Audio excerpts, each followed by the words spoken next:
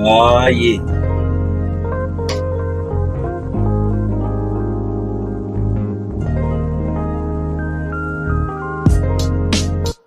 God's mind back in the house, y'all.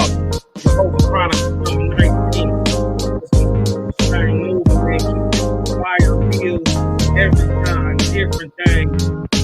Today, we gonna finish a line of life. Brother banged y'all up the timeline. We already showed that, so we gonna go back to another prophet.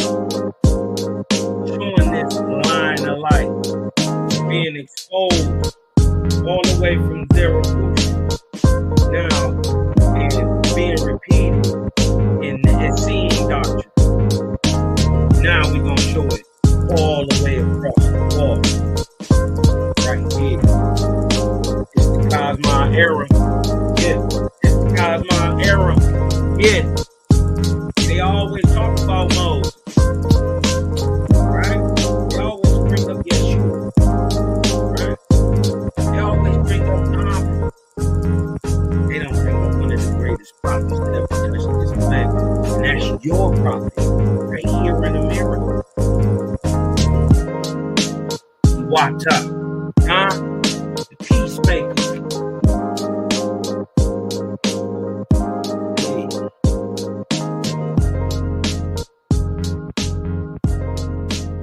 Great Algonquin peacemaker. You dig what I'm talking about?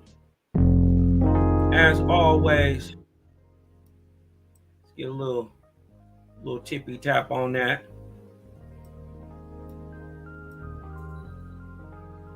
Get a little tippy tap on that. We still gonna keep grooving just a little bit. You dig what I'm talking about? As always. You dig what I'm talking about? Wait a minute. Let's get to it. Welcome. Why? Hey. Chronic, left, right, that's come, left, right. Hey. Ooh, yeah. Boy. That's right. Cosmon back in from the nebula, checking in. Fire build on Friday. Friday fire. We just gonna keep this thing rolling, man. You know what I'm here to do. Balance all balance. Check all checks, because you know what happened next when you see the butterfly vortex. I got a call earlier today. My brother said, you got to bring it out, man. Shout out to my brother Malachi Maccabee. Shout out to the Essenes and the Nazarenes. You dig what I'm talking about? As a matter of fact, let's see who we got in the house. Who we got in the house? Oh, She-Brew, the Mighty Midget, Bronze Yog in this thing. Oh, honor and humility. Boy, I spoke you up, boy. You speak of the God and poof, he appear. Peace to the righteous God. Malachi Maccabee, man. Abundant blessings to you, bro. Who else we got up in here? Yah. What's cracking, kid? You know, we got the West Coast love for you boys, man. We got that West Coast love for you boys, man. I'm just, you gotta excuse me, man. I'm breaking down this little splipper thing. I done just got done with some of this motherfucking, this motherfucking, it's goddamn, ether. Ooh, perfect derby. Look at it, perfect. Oh, perfect derby, and it's hard.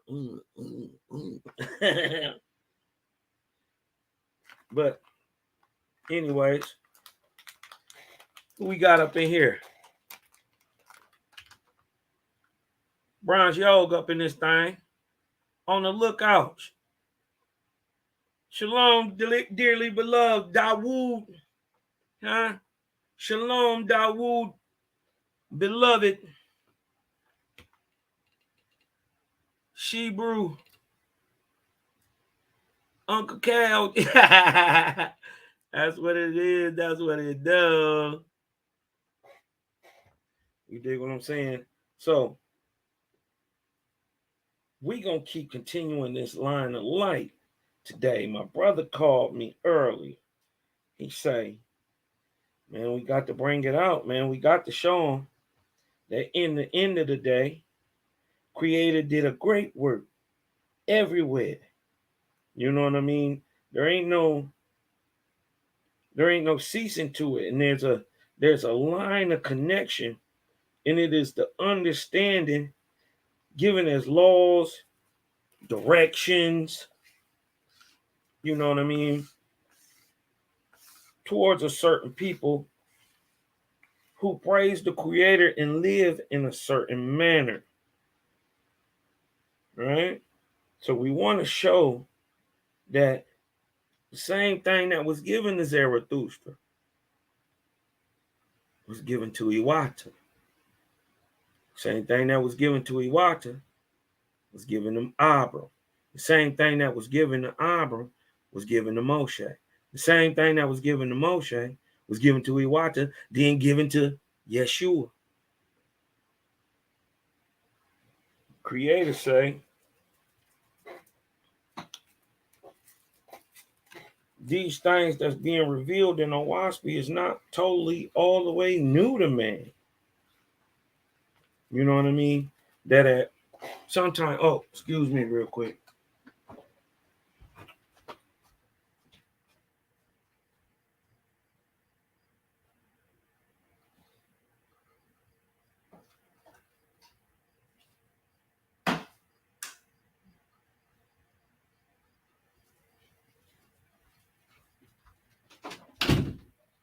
Right back at it. Excuse me. All right. So this ain't really a new thing. This is a thing being revealed again. You know what I mean? He say the things that he revealing today was the same thing he was giving to Zarathustra. You know what I mean? Same thing given to Abram and Moses. Showing the oneness in the Creator. There's no chaos in the Creator. There's harmony. There's symmetry. There's rhythm. You know what I mean? And we want to get into Ewahtah, right? But to really get into Ewahtah, you got to know his story, right? And what's commonly known about Ewahtah today?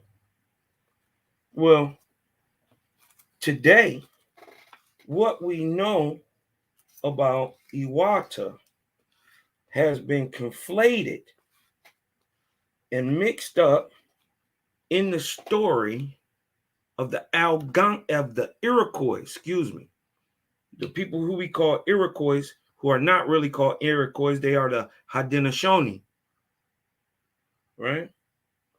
But we get the story about Ewahtah through the Iroquoian folktale or the Iroquoian oral history told about Hiawatha. See, even Owaspy says that Ewahtah is conflated with Hiawatha, many times called Hiawatha, but he's not Hiawatha. Ewahtah and Hiawatha are two different people. We get the story of the peacemaker, Ewahtah, wrapped up into the story of Hiawatha. You got to remember, Hiawatha was a warrior. You dig what I'm talking about? From a clan full of warriors. But you dig what I'm talking about? We can go look at who Jaja people really was at that time, and they molding what they was doing, so you can see that these people was really the enemies.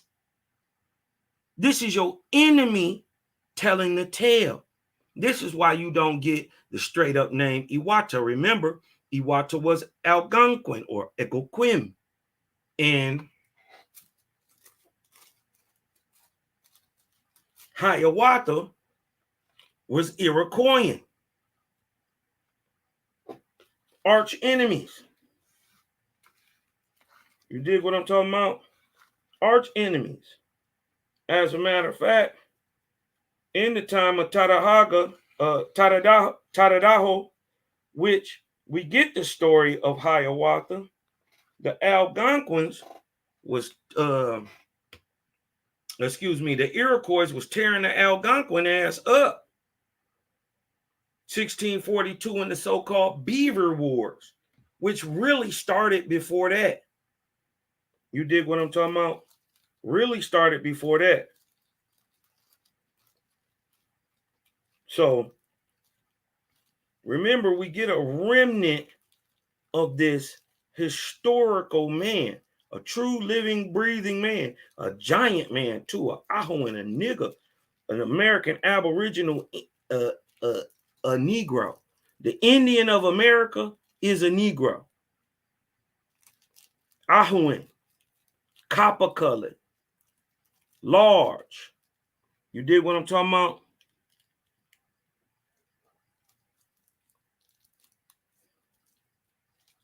Black, coarse head, fierce to look upon. It's only one type of them men in America, period. He is commonly called black and Negroidal today. These are your Ahoans of Ewahtah. You dig what I'm talking about? So let's show the mode of the faithists. Because see, more than anywhere else in the world, there were more faithists in America, praisers of the Great Spirit here than in anywhere in the world. Right? Let's get to the book of Ezra, right? We can tell the mode of who, the warrior-like people and the people who abnegate war, abnegate self, do good works unto others, don't kill, eat a vegetarian diet, what's going on right here in America. Now, mind you, the time of Ewahtah or Hiawatha is told in or from 1500 to 1700 AD. This is around the time that the story was being told. From 1500 to 1700 AD is the story of Hiawatha through his enemy, the Iroquois, who were enemies at first. Remember that. Warriors. As a matter of fact, the Iroquois were, if we were to compare them to anybody in history, they would be the Romans of America. You dig what I'm talking about? The guys who rolled thick, laying it down, and not only was they warring against everybody else, but they was warring against each other's tribe, and then also in of their tribes. You see what I'm saying? So it's a lot going on, but we can see the line of light from Zarathustra on down to Ewahtah. 3,100 years in between the two. Or what we would call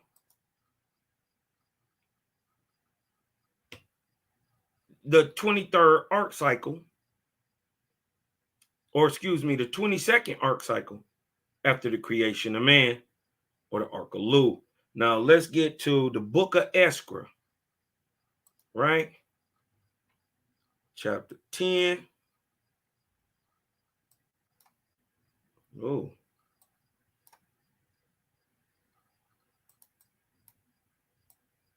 Chapter 10 and 12.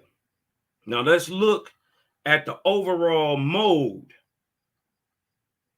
of the people in America right? Circa 753 BC, 7053 7053 BC to 3953 BC, right? It is in that time we get the birth of Zarathustra. Well, actually, Zarathustra was born 34 years before the Ark of Lu, or 753 BC. I might as well show y'all that before I get too deep. Let me show y'all that real quick so I can give you a visual on what we're talking about. Okay. Let me share this with you real quick.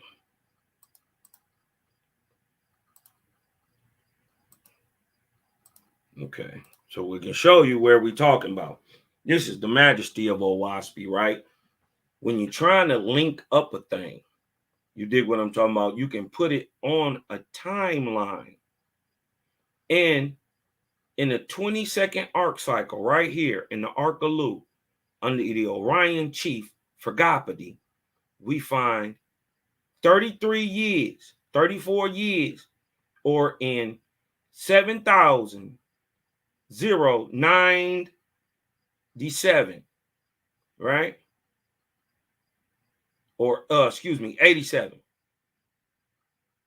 7087, 34 years. So right here in the 21st arc cycle of day, 34 years before the 22nd arc cycle, or 753 BC, we find the birth of Zarathustra, showing the line of light still connecting from what my brothers was talking about this morning, but let's show it down in time.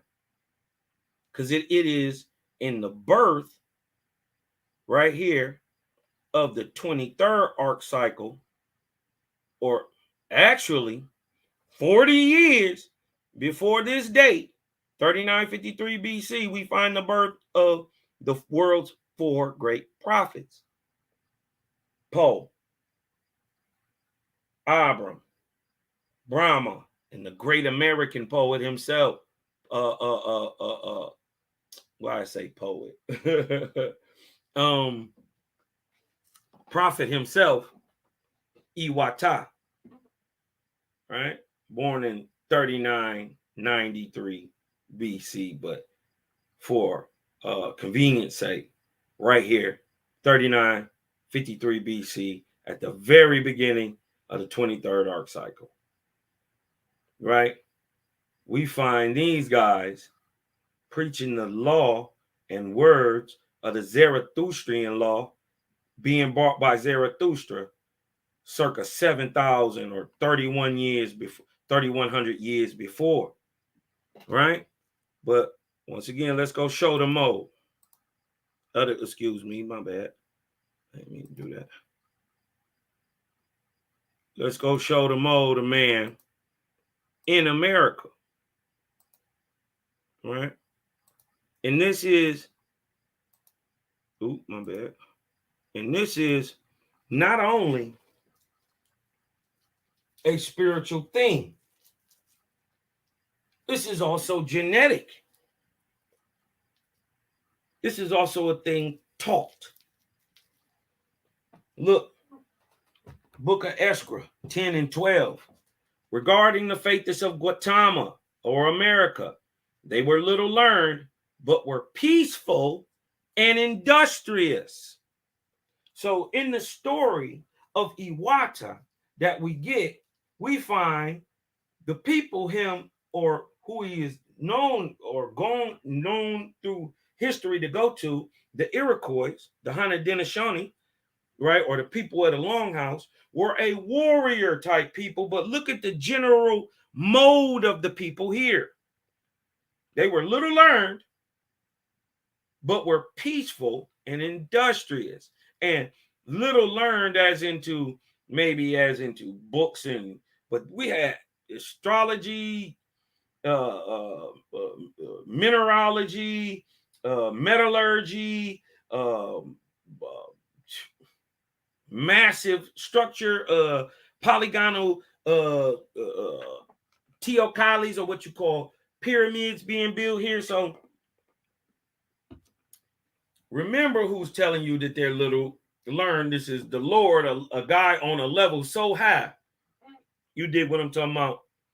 They were little learned, as into books and all that stupid stuff, but they were peaceful and industrious. They did a lot. They made a lot.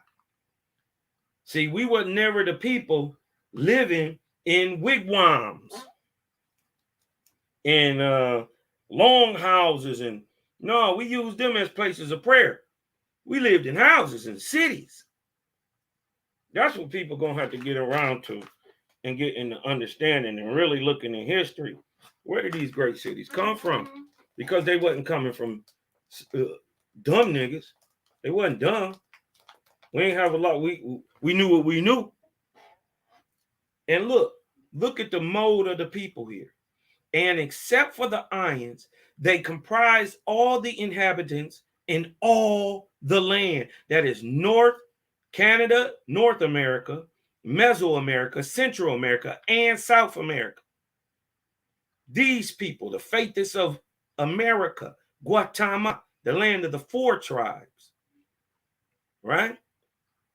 And except for the Ions, these niggas, the Ions, except for them, they, the Aboriginals, all inhabited, comprise all the inhabitants in all the land. They, right, and these faithists, and they also lived without kings or governors. And every town was ruled over by a rabbi, in a combination of towns by a chief rabbi. And these tribes were made into states, right? With chief rabbis as representatives. And these states were united into a great government called the Egoquim, or Algonquin. And all the governments were made and maintained for the benefit of tribes that might suffer by famines or fevers. And yet, there was not one tyrant or dictator among all these millions of people. So look at the mode of the people here.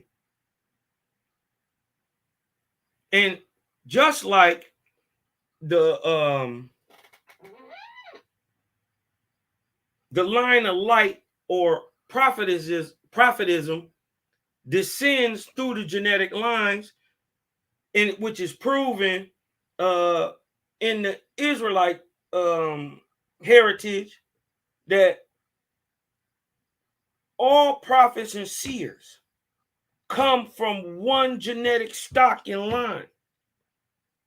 That stock is of the faithists. Whether you call yourself a faithist, or you call yourself a Nazarene, or whether you call yourself an Essene, or whether you call yourself Tien, or whether you call yourself Veda, or whether you call yourself Algonquin. It is through those lines, right, that you get the rabbis and the seers and the prophets and the seers, as proven. Let's go up a little bit further, right? This is about the faithists of Western Arabia, or what we call Western Africa, right? Let's show the 2 different lines, right? One, an Oralite, today called an Essene, or a Nazarene, or an Israelite. The other being today called Jew, Judah, Jewish, Hebrew. 2 total different people living total different ways, right? One living under the oral law of peace and of Moshe, and descended from Abram, who got it from who? And Abram was a Zarathustrian. Huh? You don't think so? You don't think so? All right. When Lot came up, his whole family was Zarathustrian. When Lot came up out of Sodom and Gomorrah, he camped at a city, right? And because he lived after the city, he named the city Zoar, because he was of the Zoroastrian or Zarathustrian line of men. And the proof of that is the ITE on the end of anybody's name. Israelite, Jebusite, Hivite,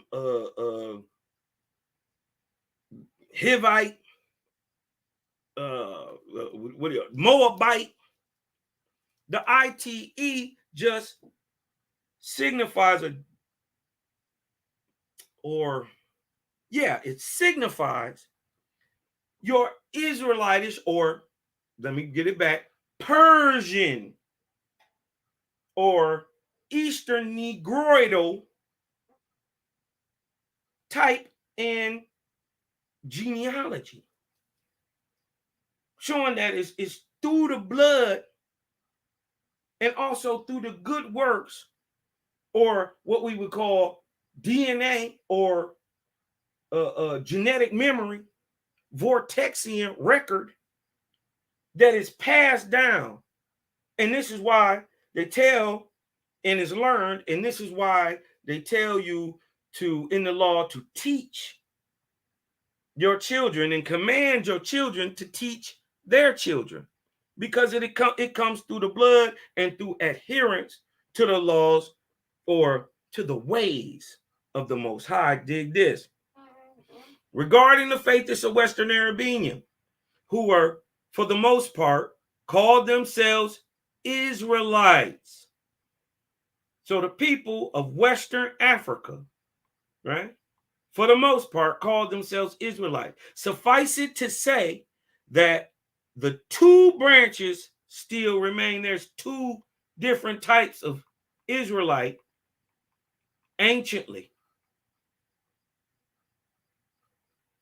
And this is from the time of Exodus, right, to the overthrow of the peace policy of the Israelites by these other people, the second branch, right?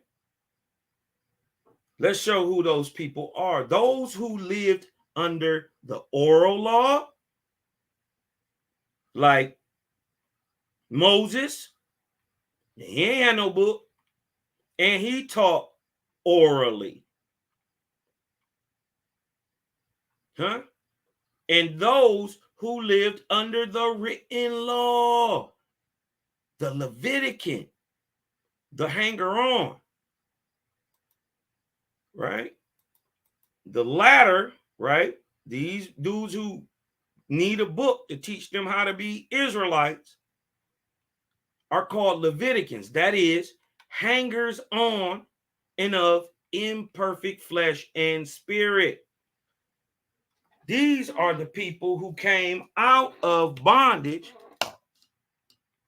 who came out of bondage with Israel.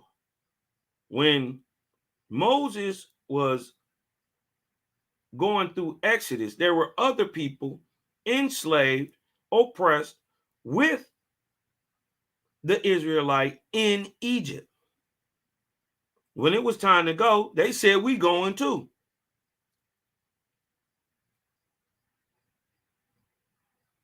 They seen all the miracles Moses was pulling. They said, nigga, we Israelites too. What we got to do? As a matter of fact, who we kin to? We kin to Ishmael. You dig what I'm talking about? They was trying to get down. So Moses, knowing that the heathenistic, barbaric way of this man, or the ways of these people could throw his people off, wrote a law for them, which is today called Bible. to teach them how to be you, Israel. To be you, faithless.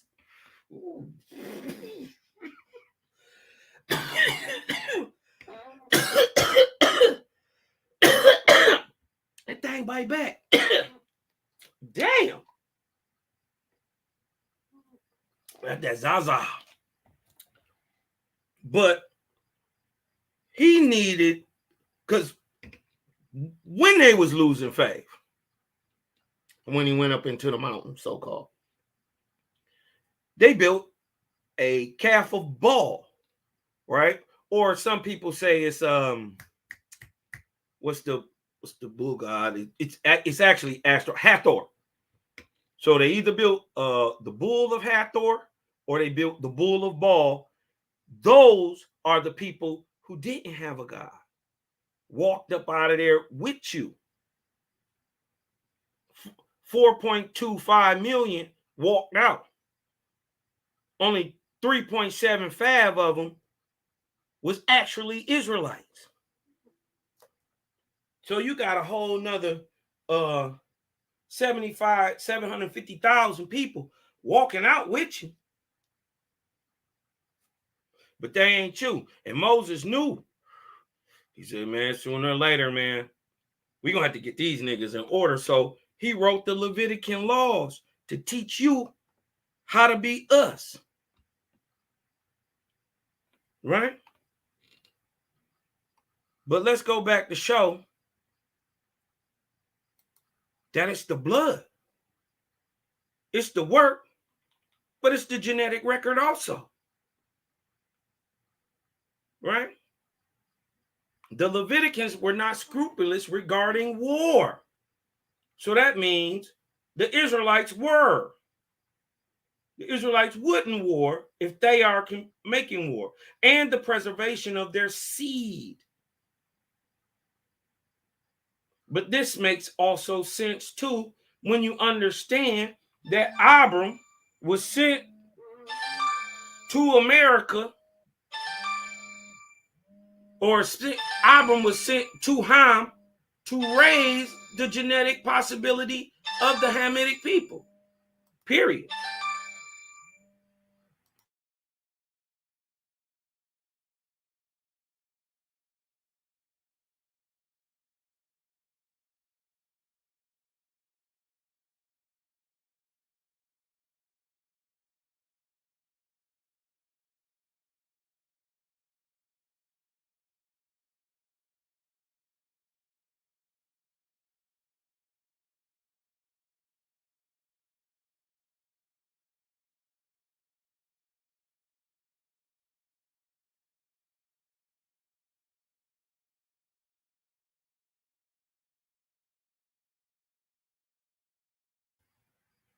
My bad.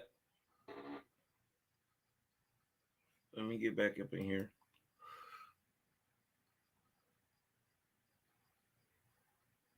The Leviticans were not scrupulous regarding war and preservation of the seed, right? Because as I was saying, the whole point of Abram coming to Ham was to spread the genetic possibility to raise up their own prophets and seers, the Hamitic men. This is why when Po of China, Brahma of India, Abram of Persia, and Ham, or you really Persian, he was Shemitic. You did what I'm talking about? He was Shemitic. Was sent to Ham, and then Ewahtah in America was sent there to raise up their own prophets. And I believe through time, their representation comes down to us as the mistelling them, the deification of certain people who we call Orishas. This is that line that comes down through the Leviticans, because the Israelites were told to keep themselves to themselves. in this time, and Creator said, we did our job. Right? We kept a line open. You dig what I'm talking about? To that line of light. And in consequence, right? 10 and 9. And in consequence of their sins, they brought great shame upon the faithless in general. So just like today, they bring great shame upon the faithless, the Israelites. You dig what I'm talking about? Every time one of these dudes said they'd kill a baby. Every time one of these Israelites say that they'll kill a baby, remember they the Leviticans. These are your Judah. These are your half Canaanitish sons who overthrew the peace policy, who go on to become Jews, go to war, have David, they have Solomon, they need a book. They say better the king than the Most High. They get enslaved. They turn into the Sanhedrin. They also turn into the Sadducees and the Pharisees. All these people trying to be you, faithists, but in general, they brought great shame upon the faithists. Remember Jehu kissing the boots, had that thing tooted and booted. You dig what I'm talking about? Cause in consequence of their great sins, they brought great shame upon the faiths in general. Because they was just saying, y'all niggas Israelites. Ain't y'all Israelites like them? And it's still going on today. And the Leviticans examples were evil, and they gained in numbers faster than the Oralites, the real Israelites. The Oralites, because their doctrine, remember, was in a book, the written law. They needed it written. What do Keephah say? Keephah say the law is dead. The words in that book is dead. Said the law is in the life of all creation. That's your boy Keephah. That's Israelite. That's Nazarene. That's faithist. But the Leviticans, the nigga who needed a book, were not scrupulous regarding war and the preservation of their seed. So that means what? Somebody, the real faithers, the Oralites, were preserving their seed. And in consequence of their sin, they brought great shame upon the faithers in general. And the Leviticans' examples were evil. And they gained in numbers faster than the Oralites. The Leviticans worshipped the Great Spirit under the names Lord and God the same way you do today.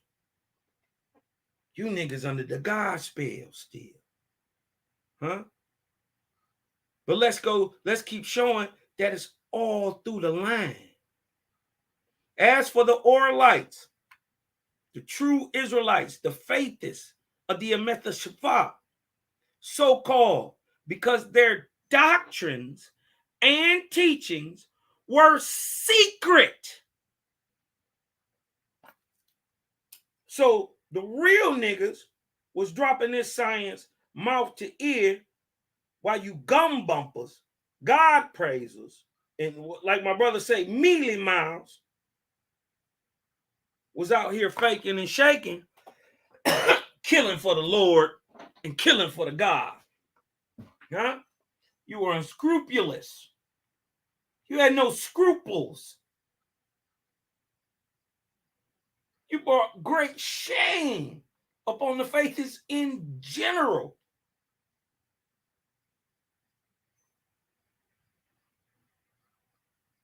But the real Oralites, the nigga that told it mouth to ear, I'm talking about Abram, Moses,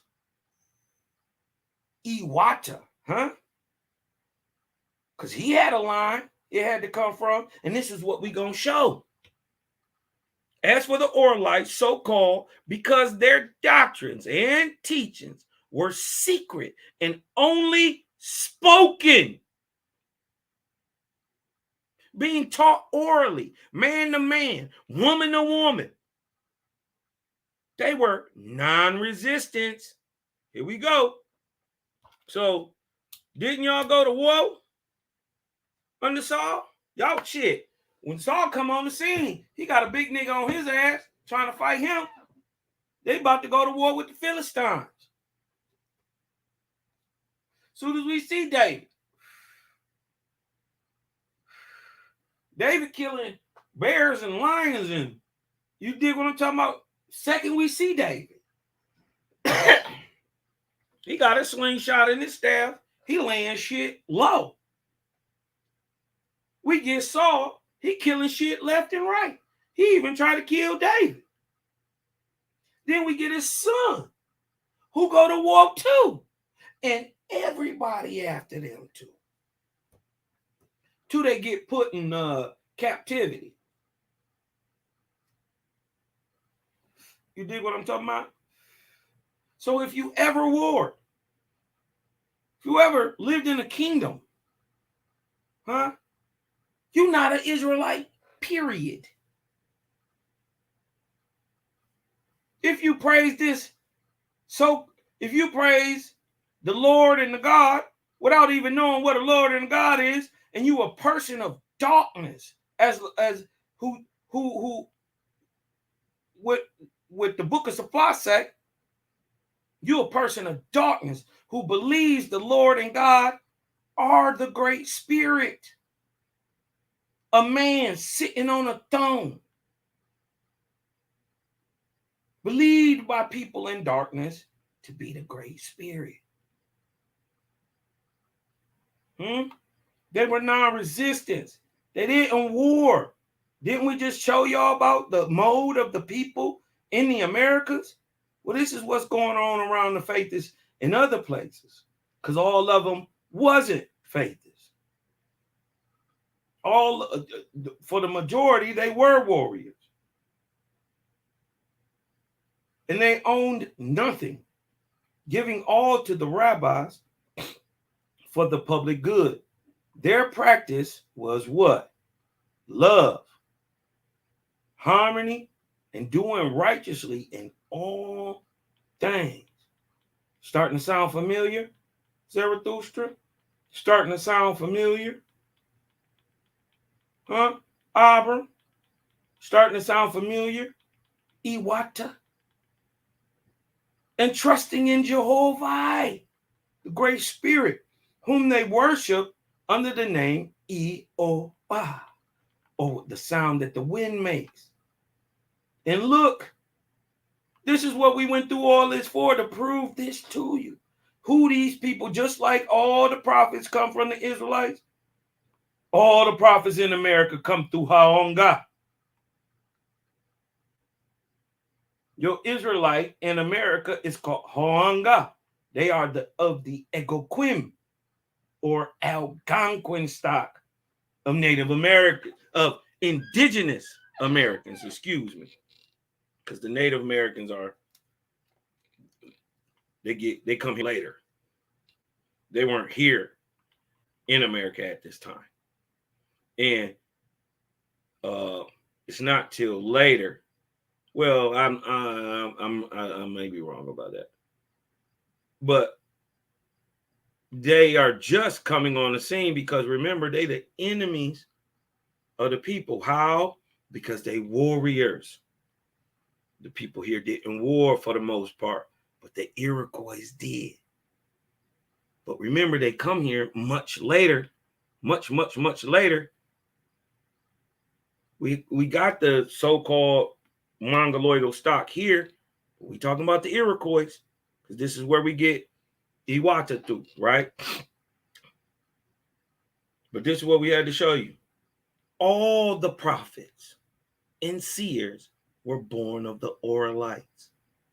So all the prophets and seers of India were born of the Veda.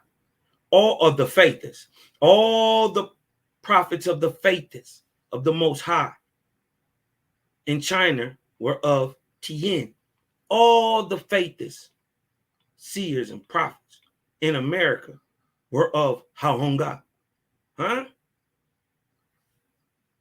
And so great was the spiritual power of the Oralites, the Nazarenes, the Israelites, the faithists, that during all these hundreds of years, the 6 million faithists had lived without a king or governor, but existed as a multitude of communities. Look at this here. This is communal living, right? But let's get to my dog. Let's get to my dog. We're going to go ahead and show that this light is all comprehensive, right? And since it deals with earth, air, and spirit, it is called O, Wa, and Speed. Huh? Let's go to the book of first book of God, right? Chapter 26. Let me get down here real quick. Chapter 26. Here we go. Here's your connection. How you putting it together, Cosmon? We see that they built on Zarathustra today. We showed that it connect down all the way down, but connected all the way across the water in America, huh? Well, first of all, who was the god of the false Zoroaster? Ahura Mazda. Ahura Mazda. Here he is here. Atura. In America, the same evil god, Satusk, aka Ahura, aka the false Ahura the first. And then we ain't even got to the time of the false Kabbalactus, the false Ahura Mazda of Zoroaster. These are over 2,400 years apart, 2,500 years apart. Shit, almost 3,000 years apart. And from the time of hold on, let me show you. From the time of, let me look at this. From the time of 7053 or 7,000 BC, the time that we are talking about, right,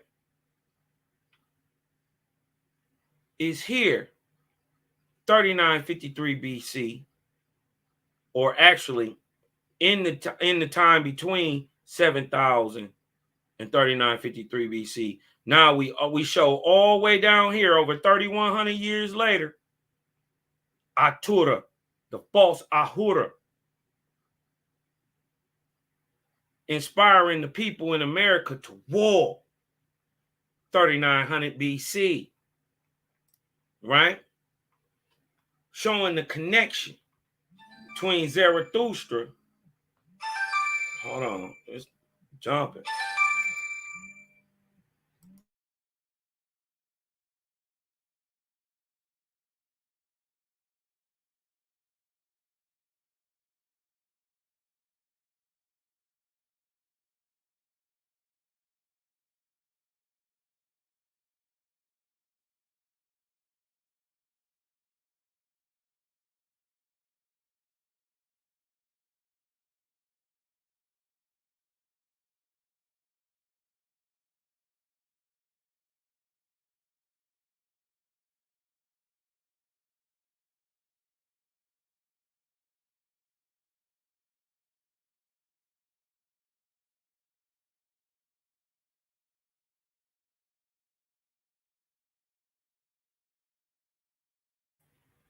My bad.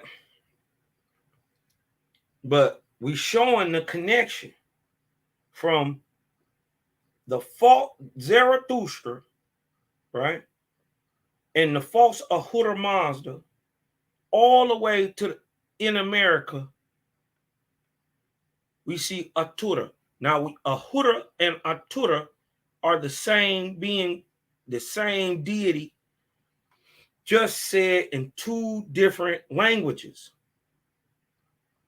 One being the Persian Phoenician, and the other being the Algonquin or Algonquin of America, Ahura Atura.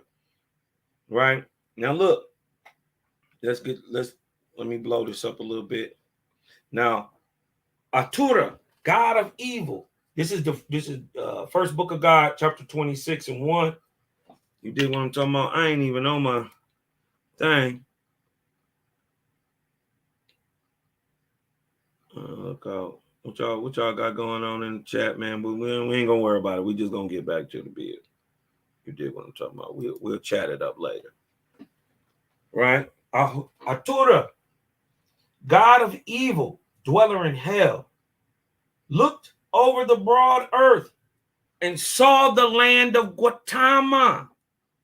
The mighty races of Ahuans, the copper-colored men, giant, negroidal, black, head, coarse, fierce to look at, and also fierce races of warriors.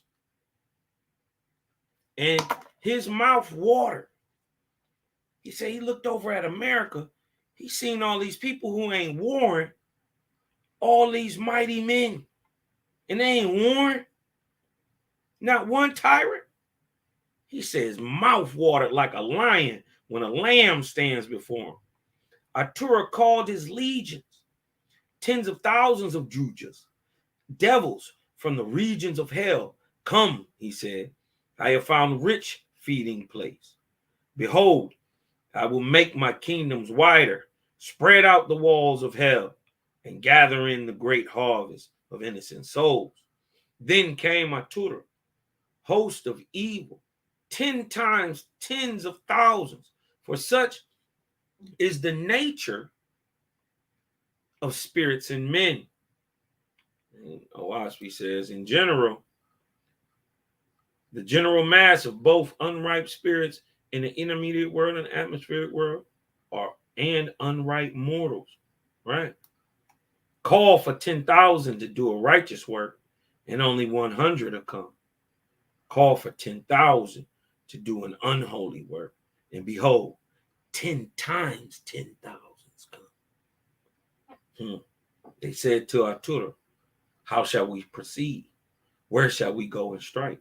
And Ahura, the wise in wickedness, said, go to the temples, the places of shining copper and silver. Look at this in America.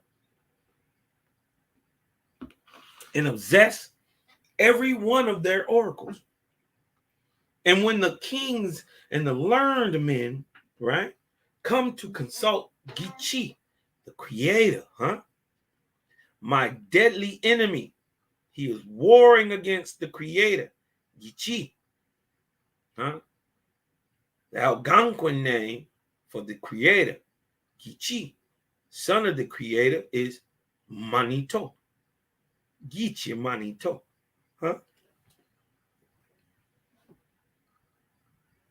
my deadly enemy, you shall assume to be him. Who? The creator. So you're going to fake like you the creator. Now go in there, you know what I mean? When the wise men and the kings and them, tell them what I said. And if they ask you who you is, tell them you him, you creator.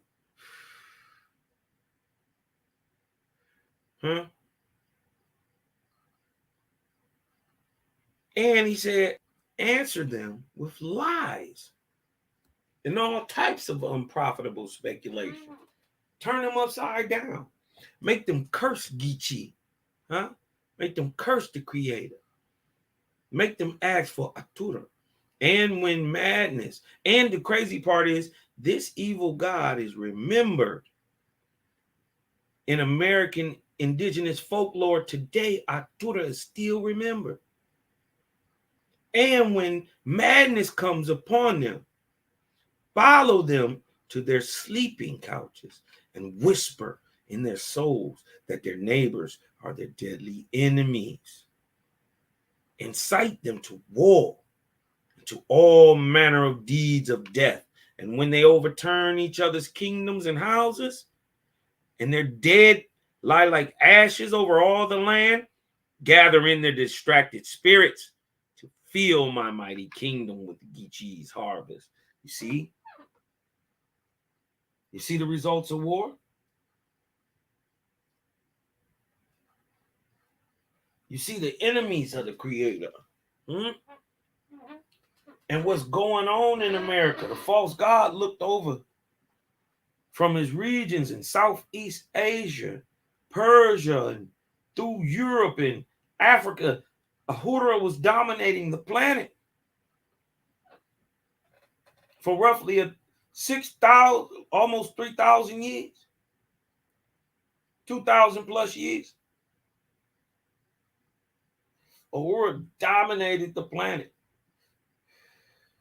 So much so that thousands of years later, the false god, Kabbalactus, assumed the name Ahura Mazda because it was already sweet and worshipful and had been for thousands of years through the 23rd arc cycle and the 22nd arc cycle.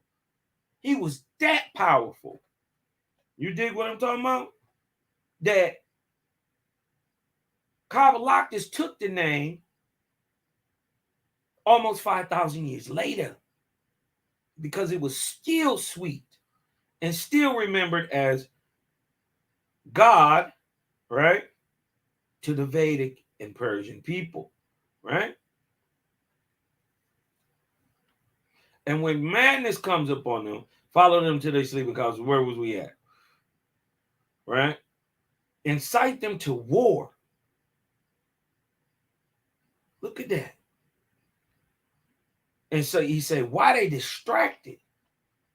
Snatch them niggas up so they can fill my mighty kingdom with Geechee's harvest of sick spirits just being killed freshly on the battlefield, fighting left and right deliriously. He throws them into his army, just to spite Creator. Then answered the host of Atura, who was known in heaven as who? I think I just be making this up. Here is your connection from Cosmon Cab to Sela Shalom, all the way to Malachi Maccabee early this morning. Here is your line of light showing the truth and mighty power of the Creator, because Ahura is Atura. We showed you how he usurped the name. I'm not about to go back over that. See, I just did that for y'all earlier.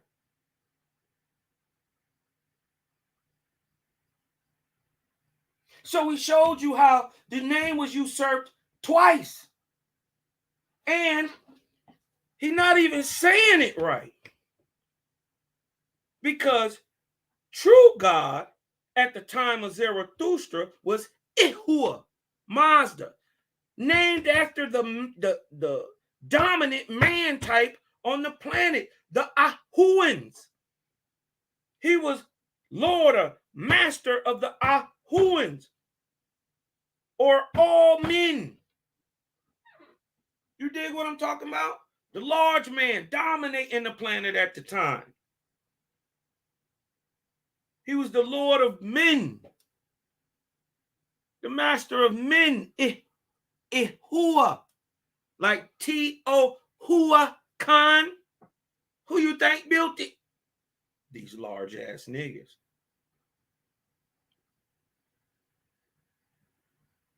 Showing the connection all the way back to Malachi Maccabee early this morning. All the way over here in America. He didn't walk y'all from Persia. Huh? Through Mesopotamia. Huh? Through Edabina, Mighty Ham. And all the way in America, we see the same oneness of the Creator. And we find his enemies. Sometimes a thing can be proven negatively, not always positively. But we see the truth in the line of light right here because Atura is Ahura. We're talking at the same time.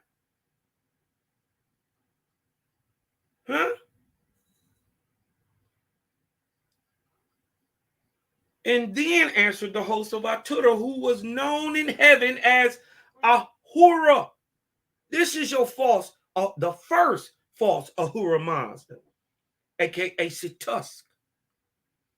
Most mighty God, what are your prizes for the souls of men? Look, you catch these niggas, man, get these niggas up. Man, I got bread on all these niggas. 10 grand on everybody's head. Everybody got to go. They said, man, what you go? Man, we gonna knock these niggas out. What we gonna get for the souls of men? To extend your heavenly kingdom. Now they bargaining with the nigga.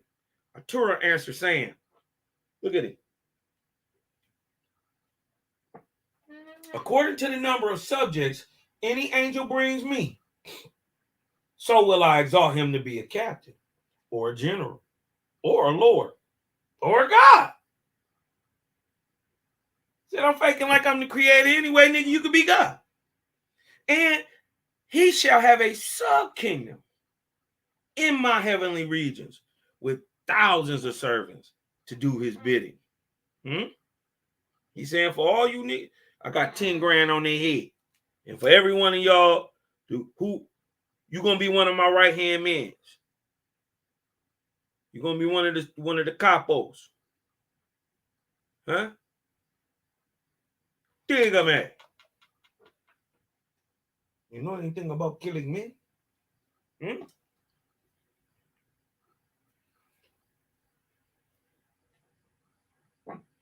He said I'll make you what do you say? What do you say? I exalt you to be a captain or a general or a lord or a God. And you're gonna have a sub-kingdom in my kingdom. With that, the evil God and his evil spirits, his homies, his cronies, his lords, his gods, his captains, his generals, fail to work night and day. And lo and behold, the fair land of Guatemala, America,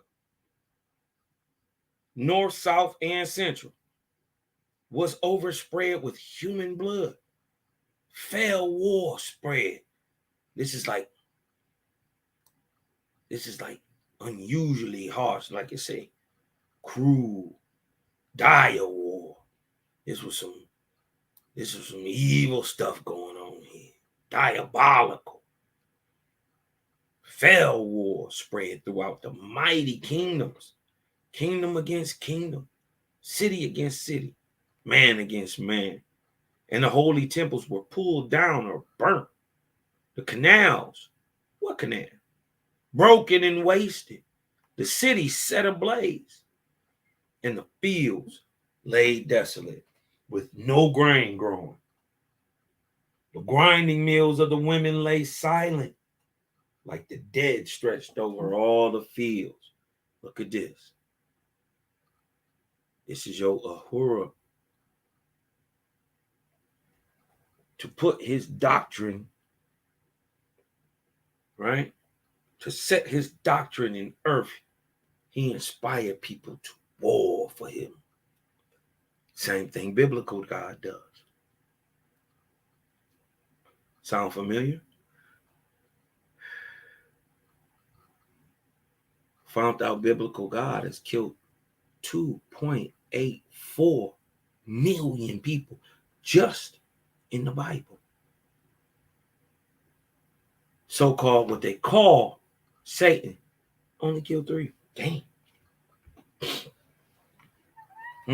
And they say possible 10, but it's really only 3, because the God of the Bible set Job up to kill the other 7 people, his sons and daughters. And your God of the Bible created the conditions, put him in the place, then sucked the nigga on him to kill him and dared him that he wouldn't. Bet him that he couldn't. Biblical God, a dirty dude. Into the far forest fled women with children, hungry, weeping, starving, and the cities went down. What went down? The cities went down. Not no teepees that we could pick up and move with us. They said the holy temples built of rock and stone with, like they said, they had copper roofs and silver and gold, right? Were pulled down, and the canals, the great rivers, right? And the cities set ablaze. They at least got to be wood. It's some flammable material, not just something you can pick up off the fire. They light fires in wigwams.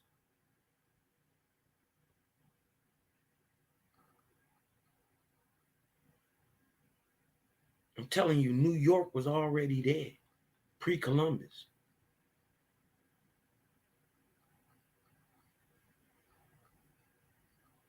Louisiana was already there, pre-Columbus.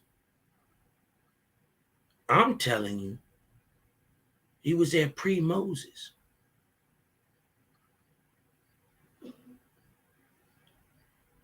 Charleston, South Carolina, every major city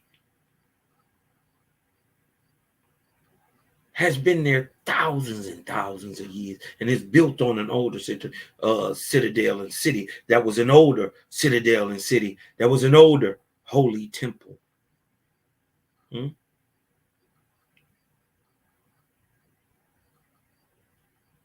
is not by chance that they are where they are, right?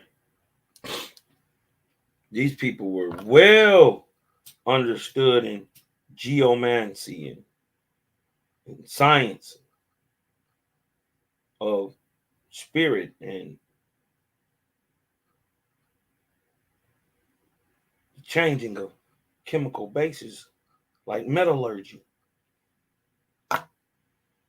So, and then we see the remnants of the things left of these great people of America.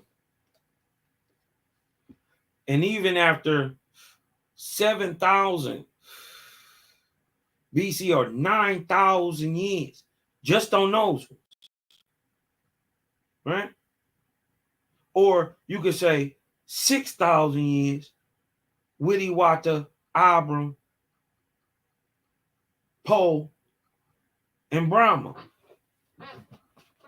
But before them, 6,000 time of Zarathustra, we find in this. The cities. So remember, when I show you this video, right, of Ewahtah, remember, or Hiawatha, remember, Hiawatha and Ewahtah are 2 different people. And the story is being told by the enemy. of Ewahtah's people, who he set the peace treaty up through Hiawatha. Watch. And then you gotta watch who telling the story. Remember, most of this is oral history. You gotta watch who telling the story, because now people are admixed. So, a Iroquoian man today, right, may look totally negroidal because he didn't got through time. He didn't got a little of this Shinnecock in him, or he got a little of this Winnebago or Mohegan or name me another black tribe. Choctaw. You dig what I'm talking about? He got a little of this in him. So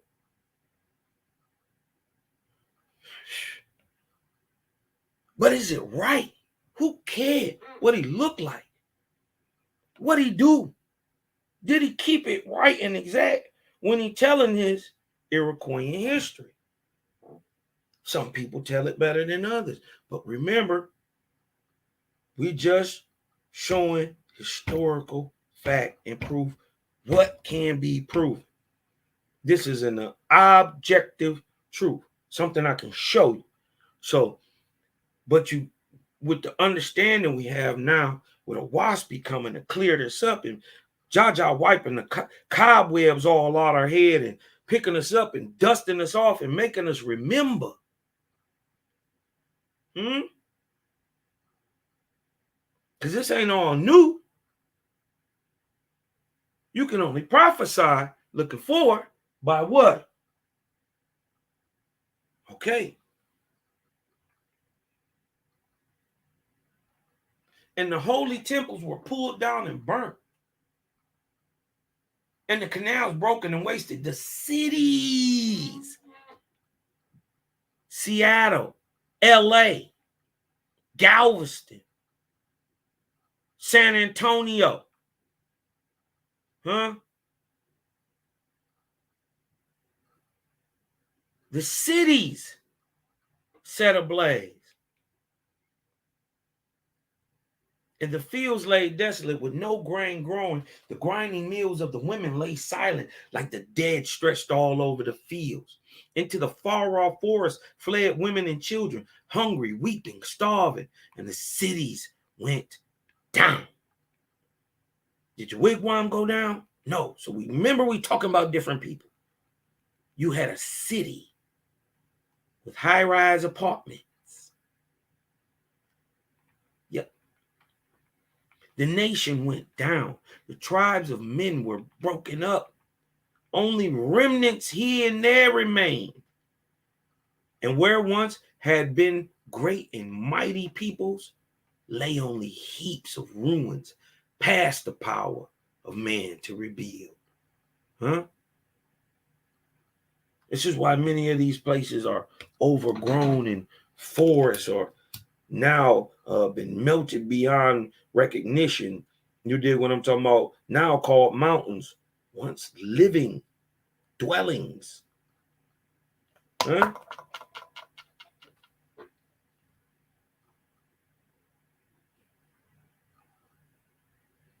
Then the Creator, the Great Spirit, looked down from the highest heaven, saw the work of desolation, saw Atura at his bloody work.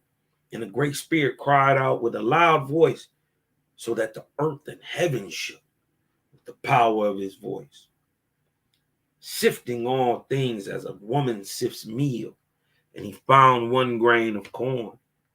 And he found one grain of corn, not ground by the God of evil. He found hunger. Go back. If you want to know who hunger is, go back to, I believe it's video number 4. The tribes of Egoquim, Algonquin tribes, and the first 18 Negroidal kings of America. Right? I think that's video 4. Go back and check it out. He found hunger, A tribe of people who believed in the Great Spirit, who kept that light even during the wars and killing it. Everybody that was out the way. They kept the voice and the hand alive for the Creator here on earth. The tribe so firmly sworn to the Great Spirit that the words of the evil gods and evil spirits rolled off.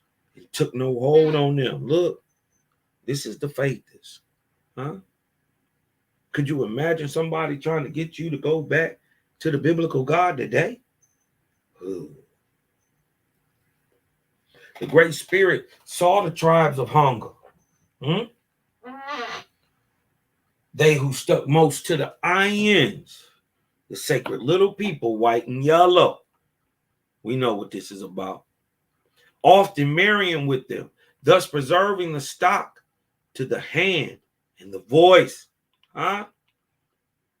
Spirit working through these people. Not only could they see and hear, but the Creator, through his angelic host, worked through them, the hand and the voice. And he called loud and long, hunger, hunger, hunger. And the Creator would not be put off with silence. What? He called again, hunger, hunger, hunger. But he heard only his voice resounding far, knew only his mighty power. Again he called, hunger, hunger, hunger. In the first call, Atura and his evil host ran away. And in the second call, look what's happening. And in the second call, it was like springtime after a heavy winter.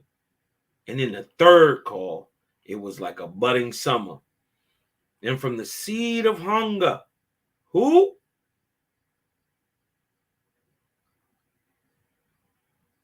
From the seed of the Oralites, who? From the seed of the Nazarites, who? From the seed of the Veda, from the seed of the TN, from the seed of the faithists of America, the Honga, a sprout came up.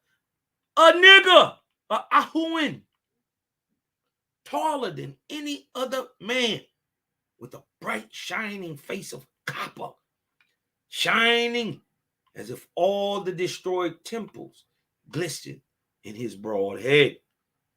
And he said, saying, "Here, O Great Spirit, here I am."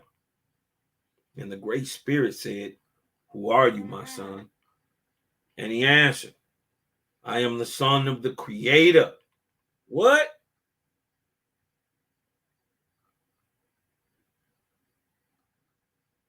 What they call Zarathustra? Okay. Then asked the Great Spirit, "Of what tribe? What tribe you? What's that you from, cuz?" And he answered, "My flesh is nothing. My genealogy, is of the spirit of the Ayin, my mother, of the Ahun, my father, the big guy, the Ahun, the little guy, the mother." But also, remember this, all Ayins weren't small. Ayin just mean you get it. So that means there were big, large Ayins.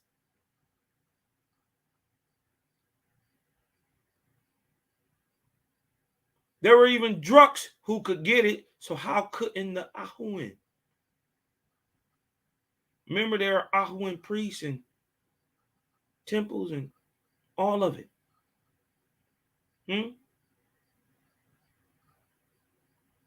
Look what he said.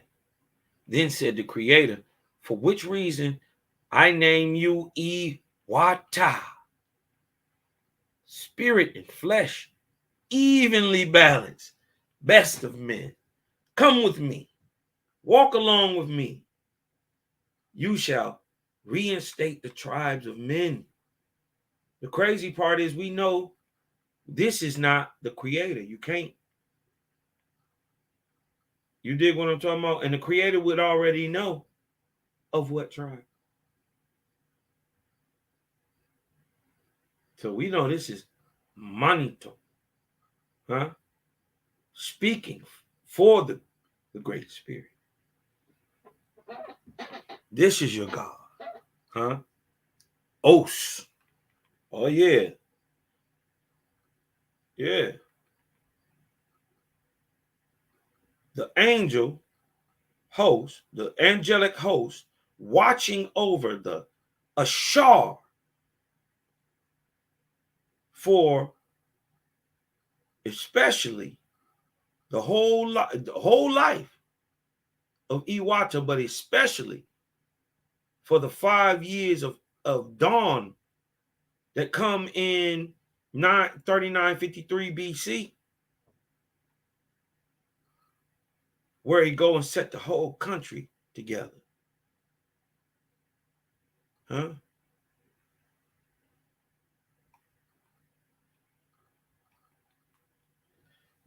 I name you Ewahtah, spirit and flesh evenly balanced, best of men. Come with me, walk along with me, and you shall reinstate the tribes of men, deliver them out of darkness, make them worshipful. Ewahtah said, I am your servant, O great spirit. What shall I call you, so that the tribes of men shall no longer be distrustful? Then answered the Creator, call me after the wind, O Ewahtah.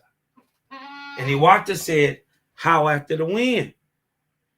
The Great Spirit said, come with me, my son. And then Ewahtah walked along and came to a place where the wind blew in the leaves. And the Creator said, tell me, my son, what does the wind and the leaves say? And Ewahtah said, yee. Then the Creator took Ewahtah to the big seawater and asked, what does the wind and the water say, my son?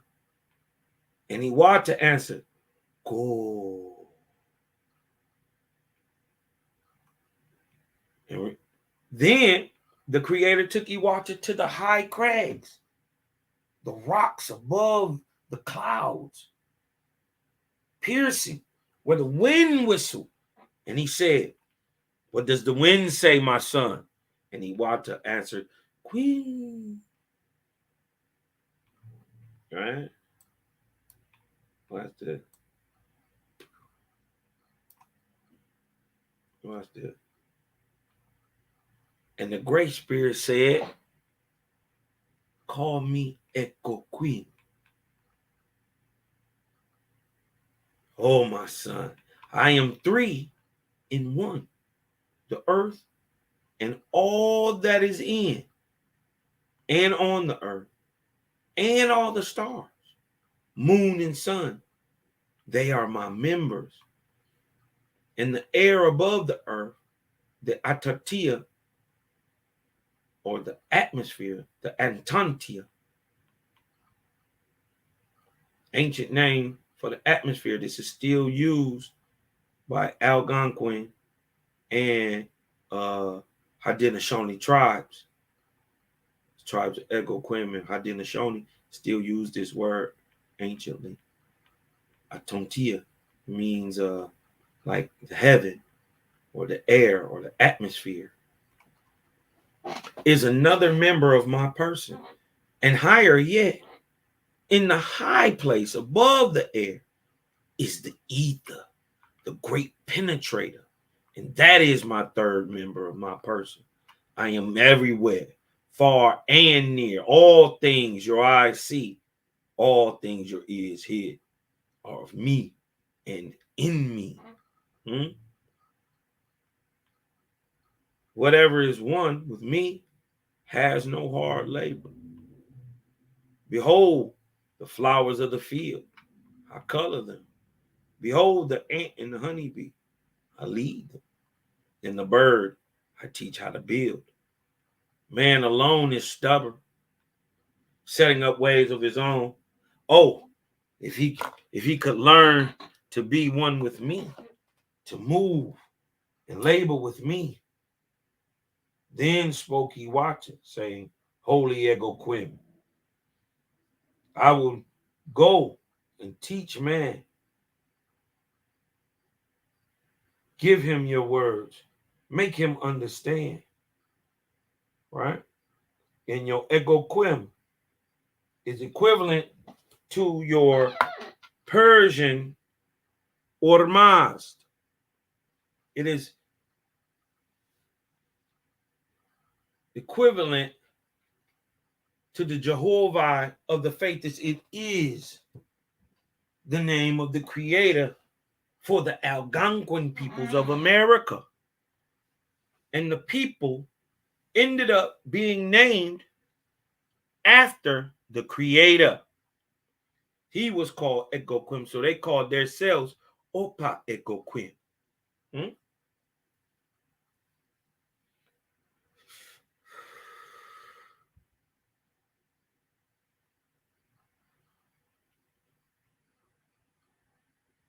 Egoquim, for that labor I called you forth. Egoquim said, or creator said, for that labor I called you forth, made you tall and handsome, with strong limbs and broad shoulders. Come then, my son, I will go to you. Why this is, people will say that seems weird, but why were they big? They were born during the time of Ajah. And he was bigger. And Moses and them, Abram and Brahma and Poe were large men. He was bigger than all of them. Old school Ahuan stock, that mix, that iron leaning Ahuan. Come then, my son, and I will go with you into all the lands, among all the scattered tribes. Your voice shall be my voice. Do not fear, for I will stand so close to you that when you open your mouth to speak, I will give you words you shall not add. Ewahtah inquired, what shall I say? How should I teach the sons and daughters of men? Give me a synopsis, right?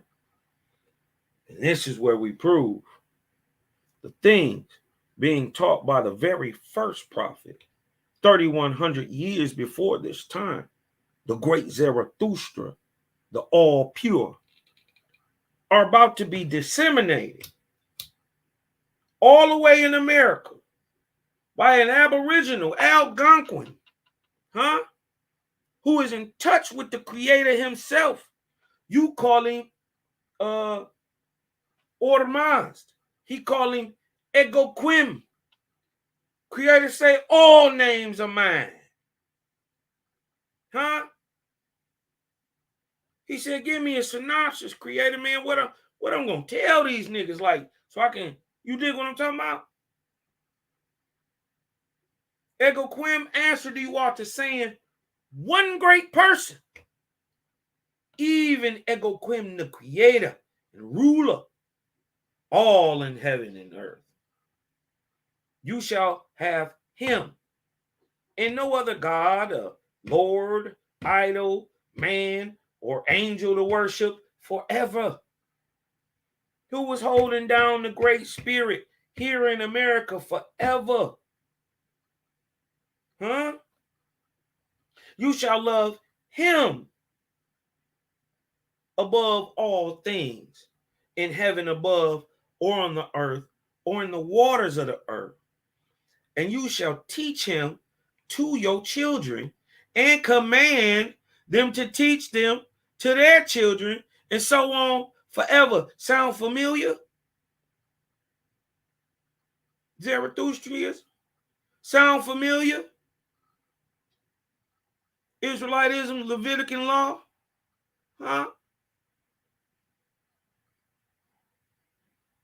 And you shall swear against all other gods.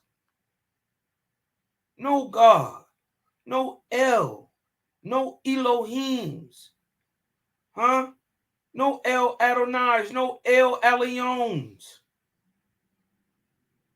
no Baals, no Shemashes, no Anunnaki.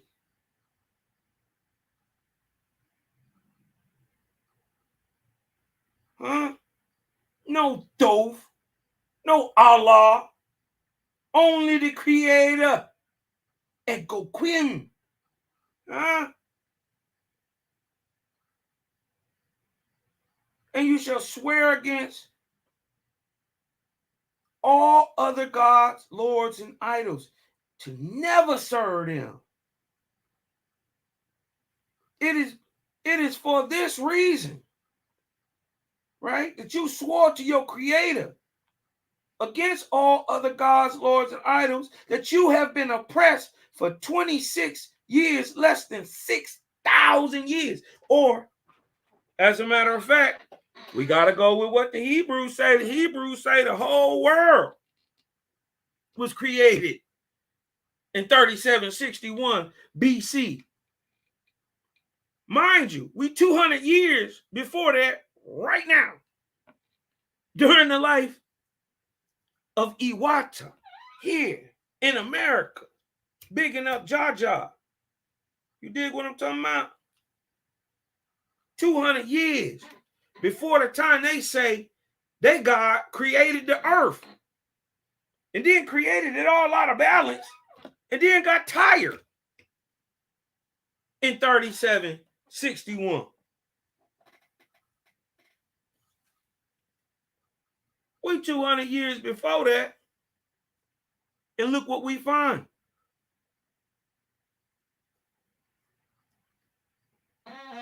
We find an almost exact match from the top to the Zarathustrian law.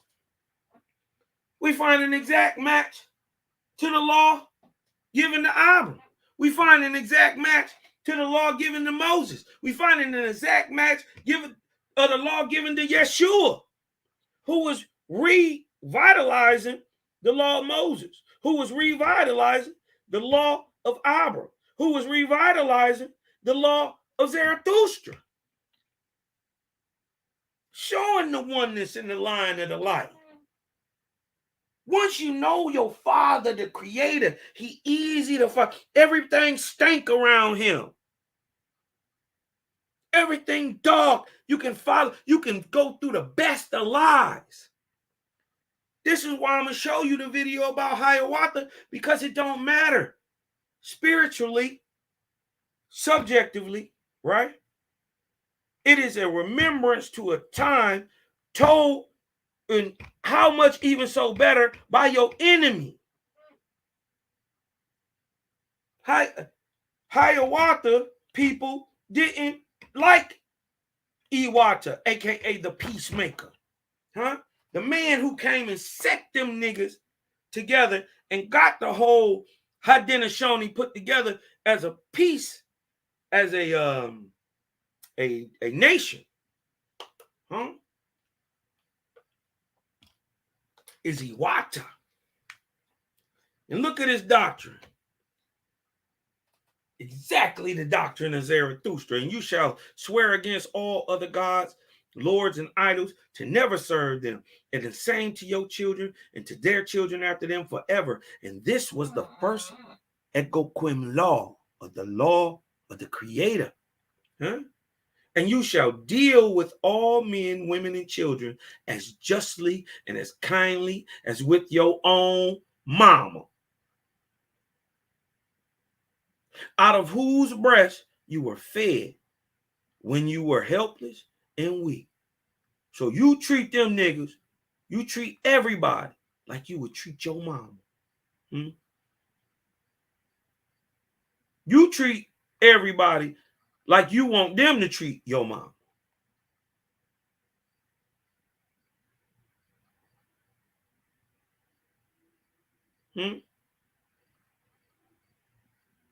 It's the same law. Teaching this to your children and to their children after them forever. And this is the second Ewahtah law, the second Algonquin law, still standing to this day, and to the sick and helpless, to the stranger, and to the man who comes from far away, to the widow who is destitute, and to the child who has no father. You shall be both father and mother. Right? We did that all through so-called slavery, huh? And take them into your house and feed them, huh? How many families been broken up? Your mama take in them babies, and we raise up cousins and them, stay right up in, they was raised up right with you. Y'all was in the bathtub together. Mom, grandma, everybody raised up right there. We got to start getting back to that type of love and living in our own homes, where we know our family like that, because it's tough to love on other people when you got people you already love who don't love you back. So we got to get that together too in our own homes, y'all. And to take them into your house and feed them, huh? Is what we do. And give them skins and cloth to wear. And if they are lost, you shall go with them and show them the way, commanding these things to your children and to their children after them forever. And this is the third Ewahtah law. This is the same law of the Essenes, Nazarene, the Faithers, and the Zarathustrians. Do good to others. And you shall not tell lies. Sound familiar?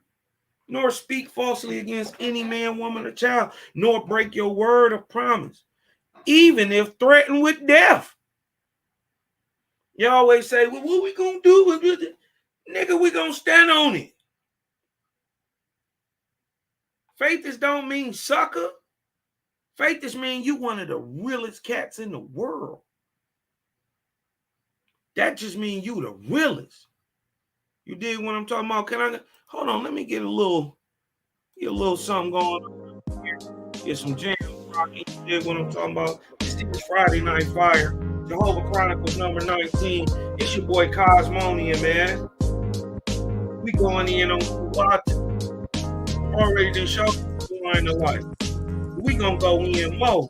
Show you that the law, or the Zarathustrian law, the Ormazdian law, the Ormazdian law, is all the way here in America. And then we're going to go back all the way across the sea and show you with the Essene Nazarene doctrine, huh? We can go ahead and bring it all the way to China, huh? Come back to Capelia, because it's here in Guatemala, the land of the old tribes. You dig what I'm talking about? But we gonna see the sons of Ewahtah mixing, loving on, sharing them at the Shabbat with the sons of Moses, huh? And with the sons of Capelia, and with the sons of Chinese. Yeah. It is said, from these mixed people, from the amalgamated races. See, you don't work like Creator. Creator smart, but he show you things in nature and creation to show you what he do. If I put good with good, I'm gonna get better. I continue to put some good with some good, I'm gonna get some better good. I put some good with some more good, I got 4 times better good. And I'm looking back at the good I had.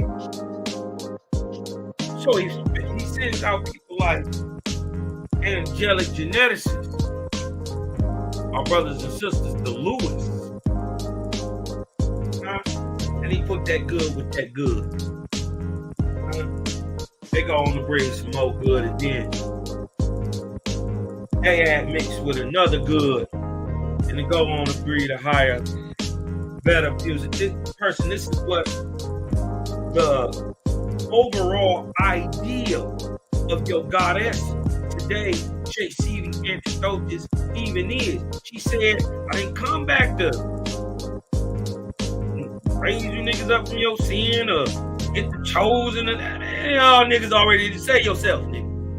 I come back to raise new race. Somebody that's out of this world.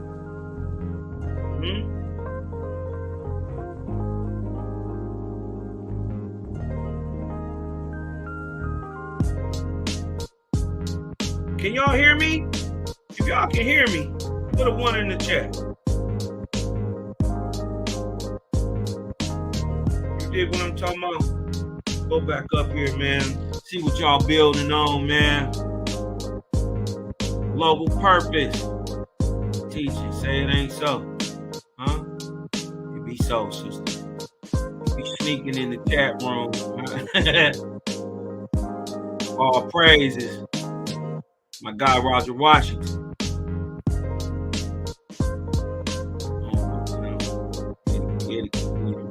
Bring increase in your life. Yeah. All areas. By great spirit. That's right. Kila in the house. Shalom. Yeah. Sila Shalom. Great build today, bro.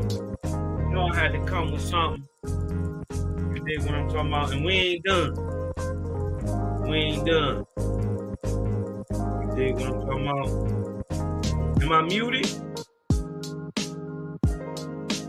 I'm not muted, am I?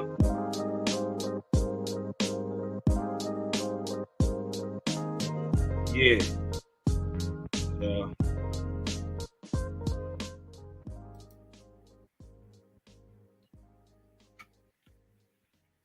Here we go. Right back at it. Showing the oneness of the Creator, the symmetry, the beauty. You're not going to have one Lord in one place teaching one thing and another teaching another thing, like the Christian gods, like the gods of dogma and religion today. The Baptists don't teach the same thing as the Calvinists. The Catholic doesn't teach the same as the Baptist. So it's confusion. All right? But like they said, we in 27 and 13, first book of God. And you shall not tell lies nor speak falsely against any man, woman, or child, nor break your word of promise, even if threatened with death. Your word of your mouth shall be as unchangeable as the setting and rising sun. Look at that. Telling you that when you say it, mean it. But don't say it. And you shall command this to your children and to their children after them forever. And this is the fourth Egoquim law. And you shall not take and possess that which is another's, nor allow your children to do so, nor their children after them forever. And this was the fifth Egoquim law. And you shall respect the times of woman. Didn't he tell Zarathustra this? And when she is pregnant with child, you shall not lie with her, nor give her heavy labor, nor angry words, nor fret her, but be obedient to her, doing whatever she asks you to do, for it is her time, and she is your queen. Look at this. Look at the teaching of Ewahtah here in America. Is it sitting good in your soul? Are you starting to remember who you are? Teaching this to your young men and women and to theirs to come after them forever. For their young are begotten of me, Creator, and I will have them shapely, and strong and brave. But they always don't they say this the land of the free, home of the brave, which is the sixth that go from law. You shall labor 6 days. But on the seventh, it is the moon's day. For everybody who talking about you can find the Sabbath any other day, Hillel. You can find the Sabbath any other day, Hebrews. Remember, your world started in 3761 BC. We've had this moon 14,247,174 years. You make it make sense. And you shall not labor or hunt or fish, but go to the altar of your Creator and dance. What? What we gonna do is sing, before me and sit in silence to hear my words, which I speak into the souls of men, women, and children. Listen. Teaching this to your children and to go to them and to their children that come after them forever.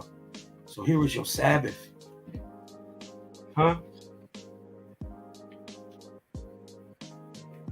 Taught by Zarathustra. That's the, in the words of my dear brother Malachi Maccabee, good night. That was the overhand right. They didn't even see coming. They didn't see that one coming. Because when you try to deny, you dig what I'm talking about?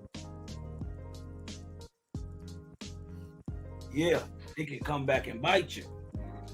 Because you shall labor for 6 days. But on the seventh day, it's the sun's day? No. It is Sunday? No. It's the Julian calendar day. It's the Gregorian calendar? The Enochian calendar. Yeah, nigga. No. It's the moon's day. So how do you tell the seventh day? By the 4 changes of the moon. And you shall not do what on them days? Labor, hunt, fish. This is your Sabbath. Taught to Abram. Taught to Moses. Taught to the prophets. Taught to Yeshua.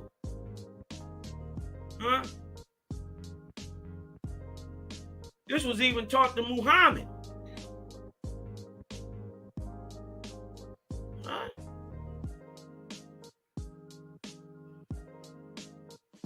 Even they got some of the real deal twisted up all up in their mix. But look at it right here, the Sabbath in America.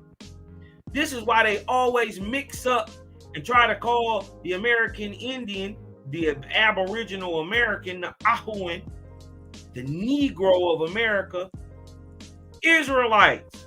This is why they always compare, because at the same time that you was getting these laws from Zarathustrian doctrine over there in Africa, we was getting them here in America through Echoquim and Ewahtah. So when the European got here and they said that they said hallelujah and Hawa and Jehovah and Eowah, they named the middle of our country after the Creator. Look it up.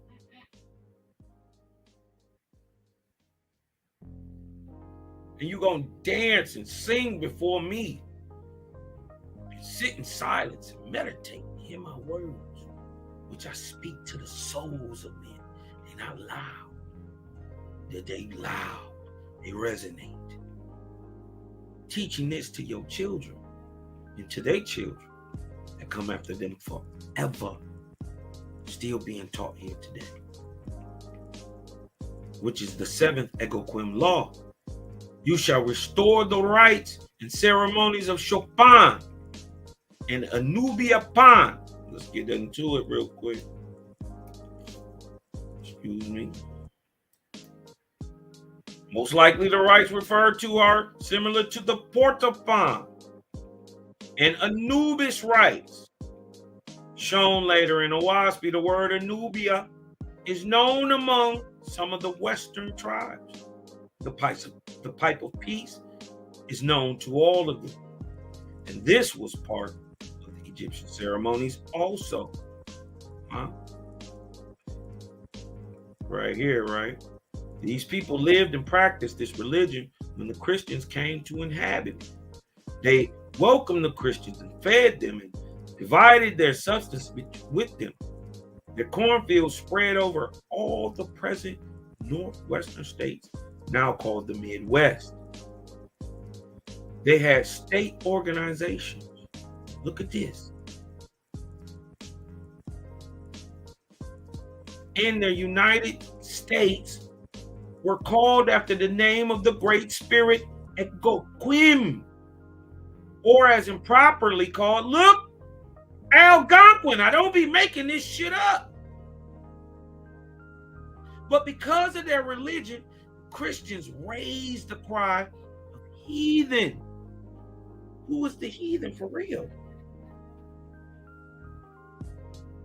Remember, one got a Bible in one hand, sword in the other hand, and we just saved your life. Because we welcomed you in. We fed it. We clothed you niggas. And we divided the substance. Really what happened is, if y'all had ran into the Iroquois, y'all wouldn't be here. But it make more sense why the warlike people would vibe with the warlike people. Huh? Because didn't they get with the Dutch? Huh? And start the so-called Beaver Wars. Right? And the Christians raised the cry of heathen and fell upon them and killed them, men, women, and children. 3 million of them destroyed their cornfields, and they said they were too lazy to work. What? Then enslaved them in America and worked them to death. Called them niggas.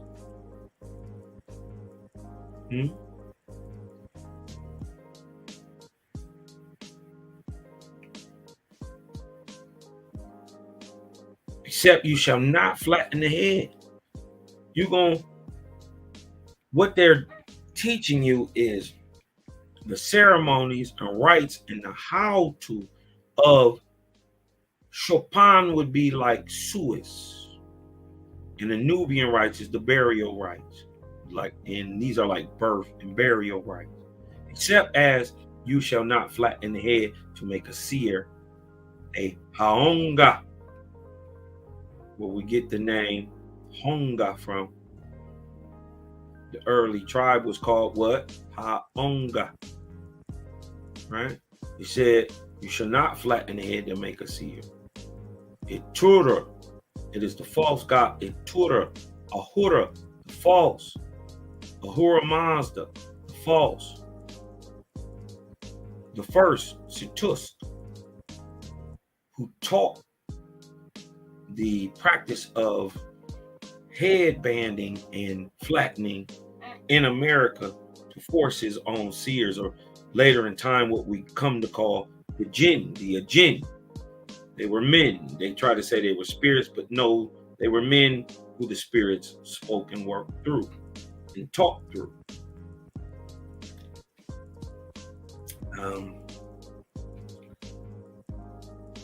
And you shall not flatten the head to make a seer, a haunga, to drive the judgment of the brain away to the prophetic regions. Today, what we call autistic. Instead of flattening the head, these evil people do it through injections.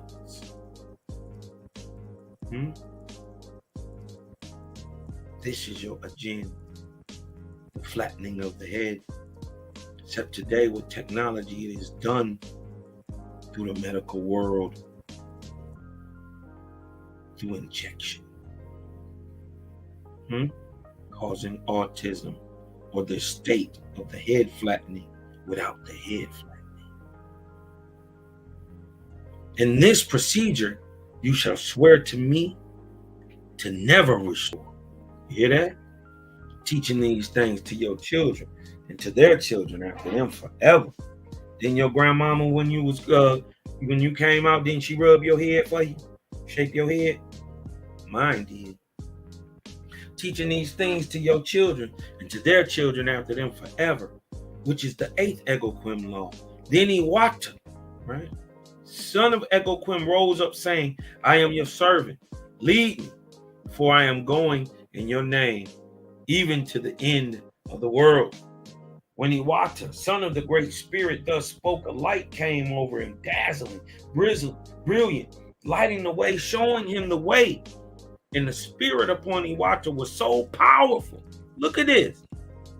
We find out earlier that when Ewahtah was born, he was born at the spirit rate of 95.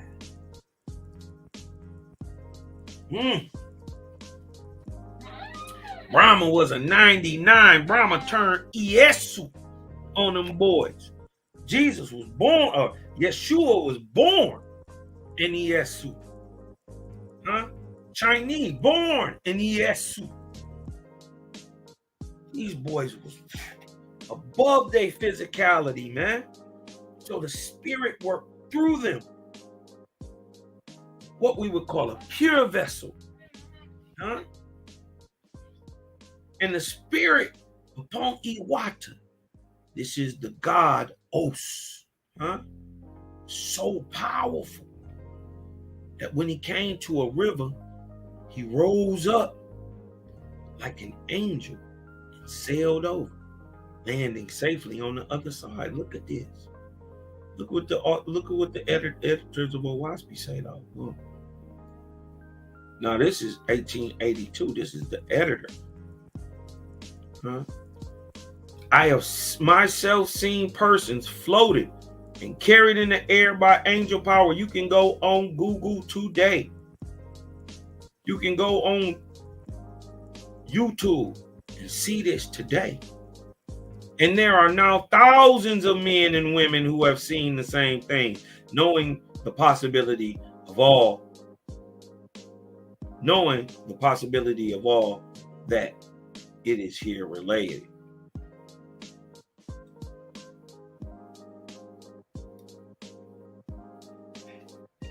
So he's saying, even in his day, this is a well-known thing.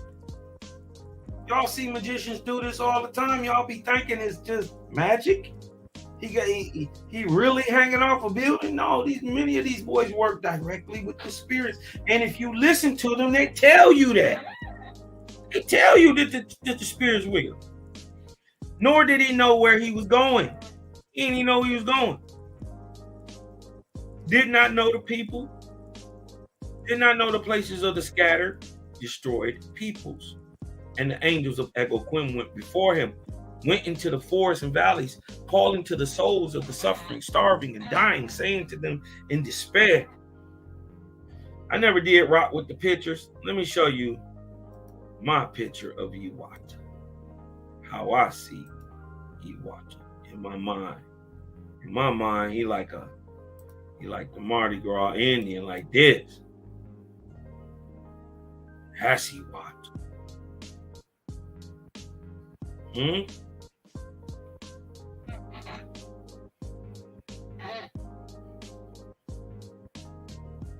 What do he look like?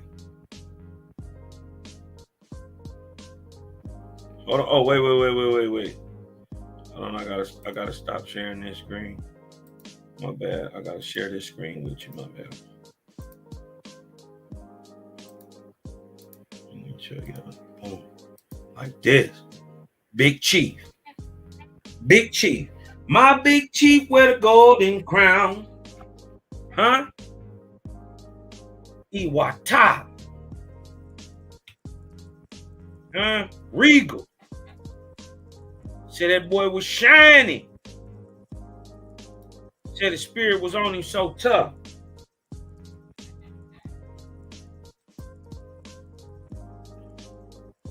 Let's get back to it. Leave that up there for a minute. Now, see, I want to show y'all this. Hold on. I'm going to get back to that. But I want to show y'all this. This is incorrect.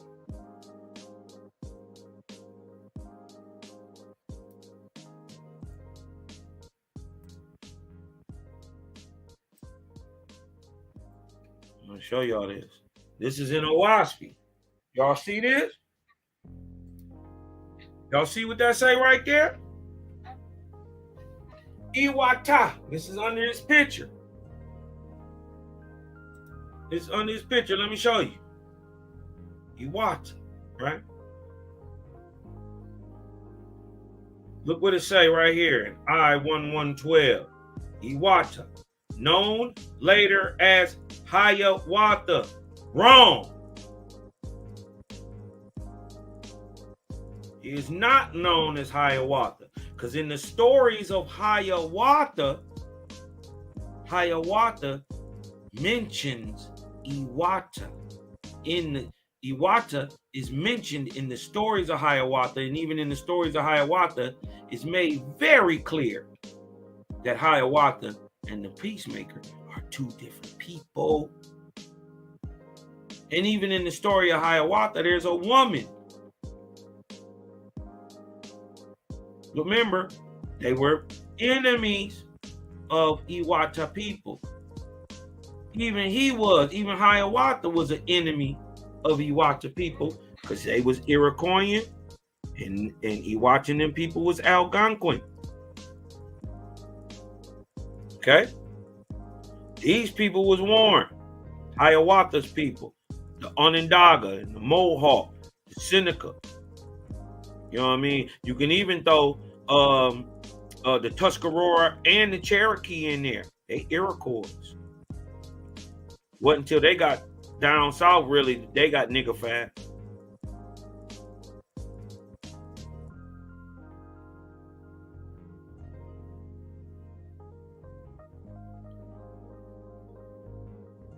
But I ain't gonna talk you to death. I'm gonna show you that the peacemaker, Ewahtah, is mentioned in the stories of Hiawatha, right? I ain't gonna browbeat you to death. I don't want you to just believe me. Let me show you, because I ain't here to teach you what you already know. I'm here to teach you what you don't know. Dig what I'm talking about?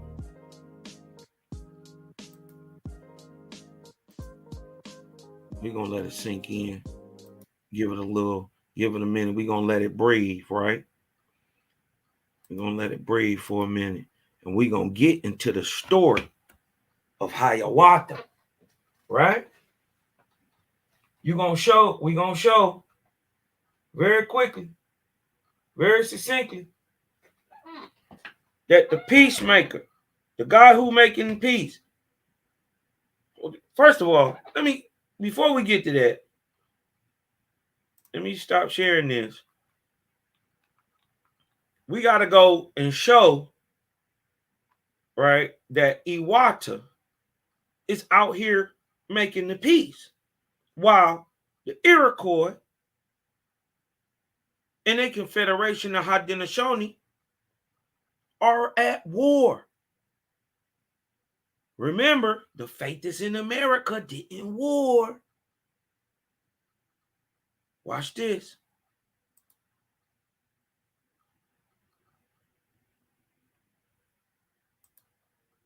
Hold on. Let me share my screen with you. We got to go show that Ewahtah was going around getting the people together. Where is my...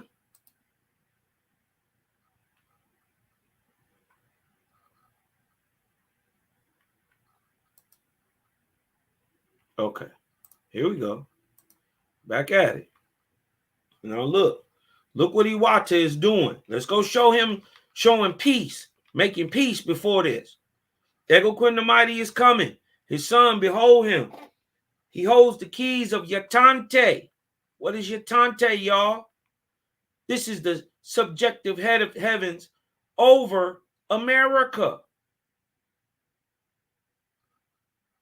This extends from the Canadian border all the way down to the Caribbean, almost to the equator. This is your happy hunting grounds, huh? Yatante, subjective heavens. So he had a heaven where he could paint any picture he wanted. If he wanted you to be in a desert and you wanted you to learn stuff about living in the desert and you wasn't a desert people, or you was a desert people and he wanted to teach you something, he could make a desert atmosphere, desert 3D, 7D, 10D, 30D animals. Real. You dig what I'm talking about? An animal, a subjective hologram with even weight. It had weight to it. So a hologram, but real, with 7 layers, 7 different levels. This is your 7 levels of heaven right here over the Midwest. They always did say Midwest boys was a little different. You dig what I'm talking about? But look at Ewahtah. Look what Ewahtah doing. Ewahtah the Mighty is coming. His son, behold him. He holds the keys of Yatante. Right? That's the heavens over America. The heavenly hunting ground. What? I didn't even see that. I swear I didn't see that coming up next. Come forth from your hiding. He talking to the people that's been messed up from all these wars and, being oppressed and disease and, you know what I mean? The country being ravaged. You did one talking about when Europe got here, wasn't the first time. That's all I'm saying. Come forth, O my beloved. It is your heavenly Father calling, and the women heard. The little children, sore bleeding feet, heard. The proud, brave men listened. They said, we do not fight. Why do we fight? Why do we destroy? It was a wicked God. Huh? They start putting it together real quick. Like, man, he called himself the Savior. Uh-oh. Ain't that what your God do? The wicked monster, Atura. Then came who? Ewahtah. Came the first, the kingdom of Tukshin, and to his queen Sheku in the land Anagu Omaha. The flatheads, right? These are the flatheads.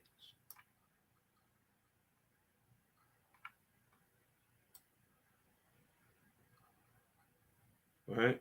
Remember, Creator was telling them, no more flathead shit. Tukshin, Sheku, call that head.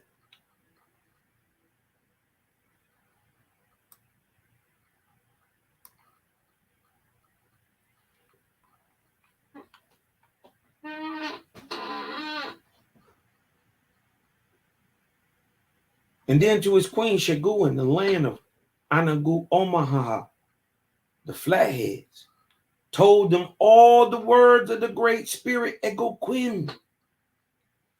Then spoke Tukshin, saying, to me the great spirit has spoken, told me all the words that you have spoken. I know all you have said is true. Then spoke Shegu, saying, Gichi, the great spirit spoke to me, proving right there she's Algonquin. She's a Ewahtah. Gichi spoke to me. All your words are true, O Ewahtah. All the scattered tribes will be gathered together by you. There will be many tribes of red men. Ewahtah will be their center, creator, the mighty spirit. Then Ewahtah spoke, saying this to his good host and hostess, your place shall be the center. From your place, I will shoot out in different directions, always returning, bringing in followers. While they thus talked, the light appeared above them. Look, said Tukshin, it is the hand of Ewahtah. Look, said Shigu, it is the voice of Gichi.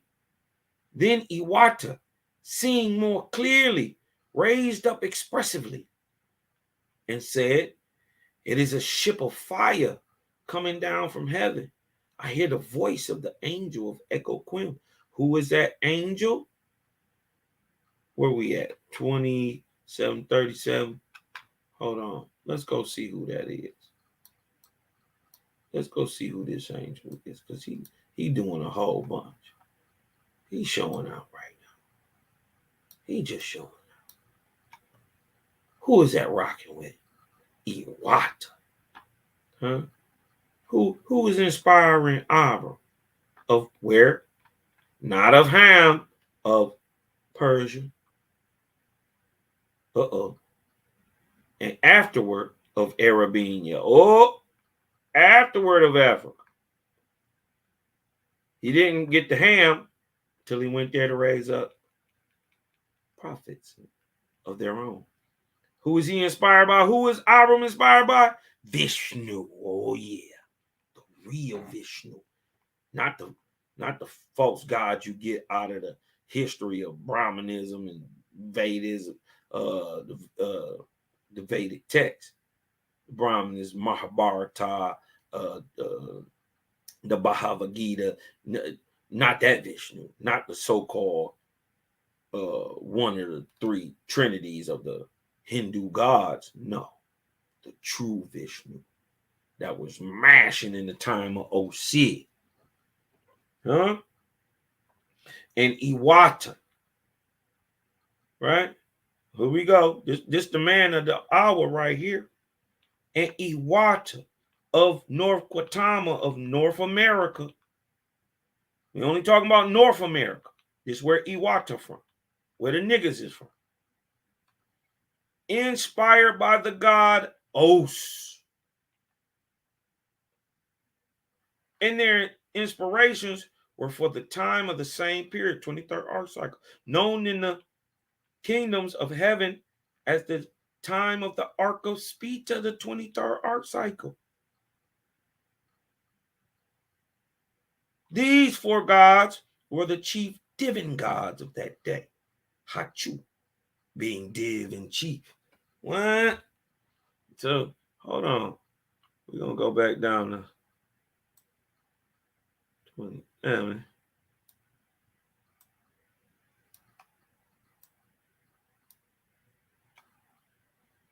Oh, that's my nigga Brahma. And Utiv.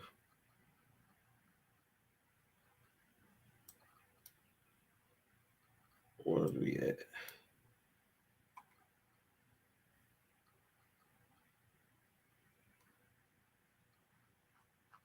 Okay, we down here.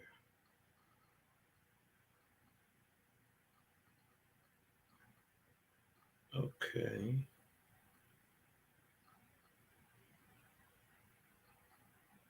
So he just said he didn't see a mighty a ship.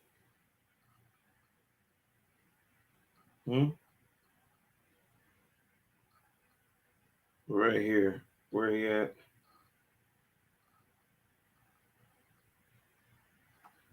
Right here. In verse 27:37. Says, then Ewahtah, seeing more clearly, raised up expressly, and said, it is a ship of fire coming down from heaven. Who in that ship? The god Os. I hear the voice of the angel. He didn't say Egoquim. The angel of Egoquim. Already knowing the difference between Egoquim and God. We've always known that. Remember, this is why you have been oppressed, because you never would praise the God of the world, the God of the kingdoms, the gods of religion. Creator says, I am sufficient for all my creation.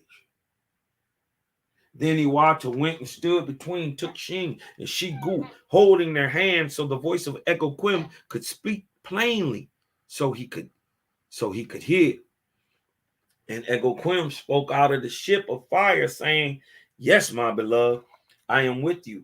Behold, my worlds are wide and many. Huh?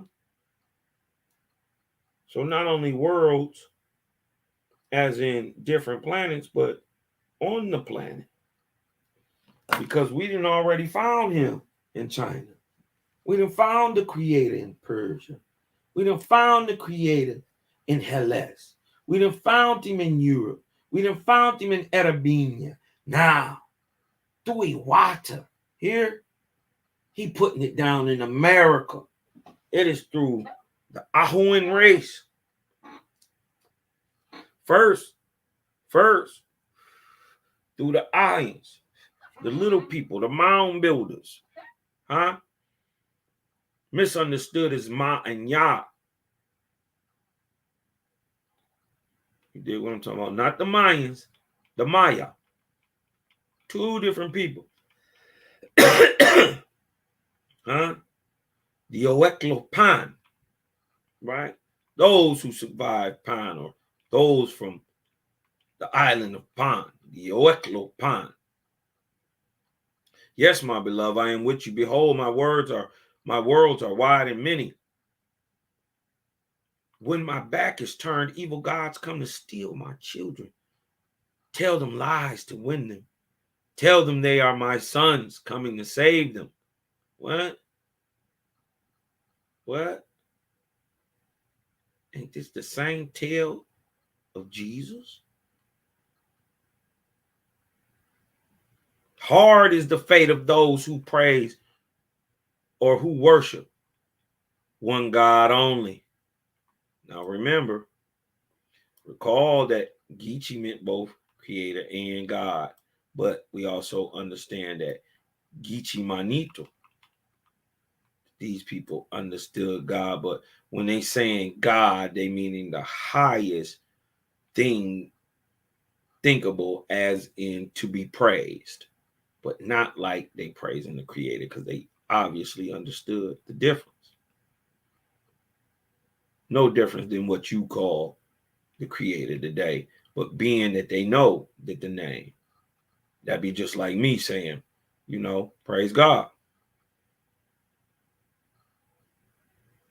But they are mine. I look around at times. I set the evil gods flying. Be of strong heart, O my beloved. Many races, look at this, will come and go on these lands, North America. But the red man, the copper man, the man who is called black today. This is why they say you were people of no color, but this is why they called you colored at first, because you were the red man. You were indigenous to the land. Huh? Copper colored. 1828 Webster Dictionary say American speaks to the aboriginal people here found by the Europeans, but now applies to the descendants of Europeans and Native Americans. Huh? Be of strong heart, O my beloved. Many races will come and go on these lands. The red man shall possess it, inhabit it, far and near. Then another evil god, Christ, was called an evil god by the Indians, shall come to flay and destroy my sons and daughters, to cover all the lands over with pure blood. Then I will come again and rout out the evil god and raise up my sons and daughters full of glory. Did he not come? Did Christ not come? Bible in one hand, sword in the other. Thou shalt this, thou shalt that. If not, eternity, lake of fire. I am the Lord. I am a man of war. What did he say? Matthew 10:34. I did not come to bring peace, but a sword. Because that is Christ. That is the God of your Bible. Come home. Creator waiting on you. Huh? And we not trying to take your understanding from you, because Owaspy ain't no religion. Ain't nobody trying to take your God from you. Keep your punk ass God.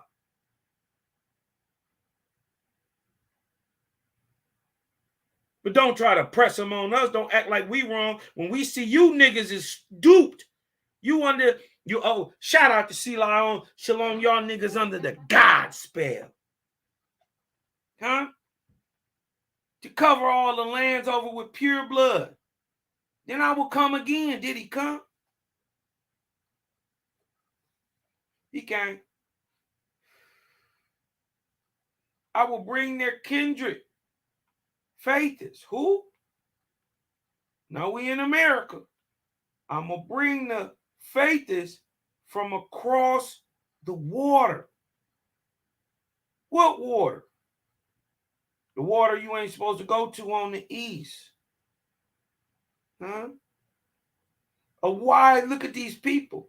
These faithists. We know there's a faithist across the water. A wise speaking people who worship none born of woman. Yes, seen. Huh? The Nazarene, the Israelite, the Oralite, the faithist of Erabinia. Hey, people who do not war. Uh-oh, that cut a lot of people out right there. That means the Jew can't make it. Off top. Yo, mind you, this is all fair use. It's all teaching purpose. You dig what I'm talking about? I ain't gonna tell you nothing but what God loves, and that's the truth. I will bring their kindred. That means they family members. How? How? Is this why they mistaken us as Israelites? Because we're actually Shemitic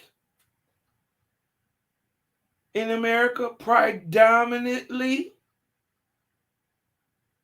We see Ewahtah brought the exact same doctrine as Moses, brought the exact same doctrine as Zarathustra, brought the exact same doctrine as Yeshua, and then we find out that they kindred.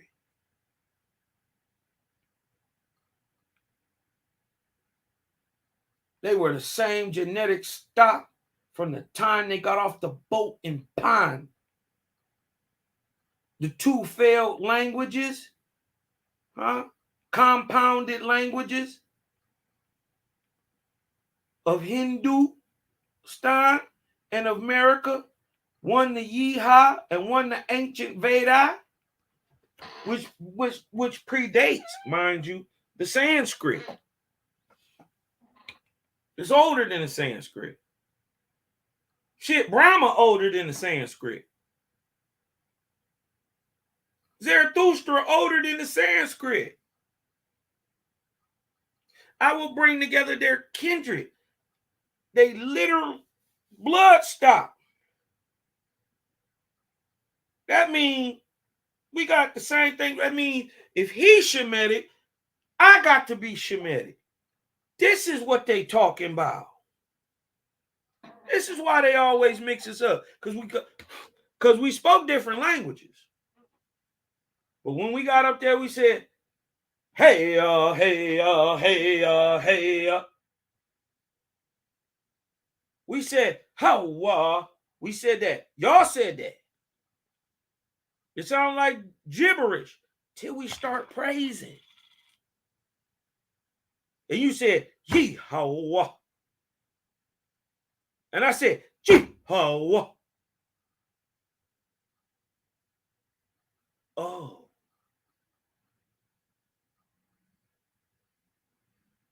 You dig what I'm talking about?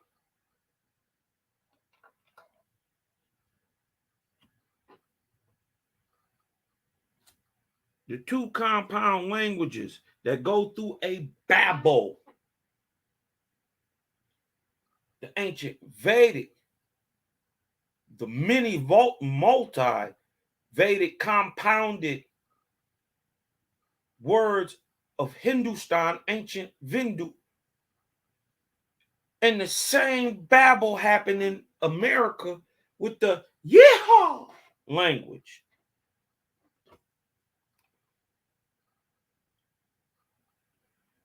Right? He said, I will bring their kindred from across the water, the Atlantic. A wise speaking people. Who we talking about? Who worship none born of woman. Uh-oh. No Peter.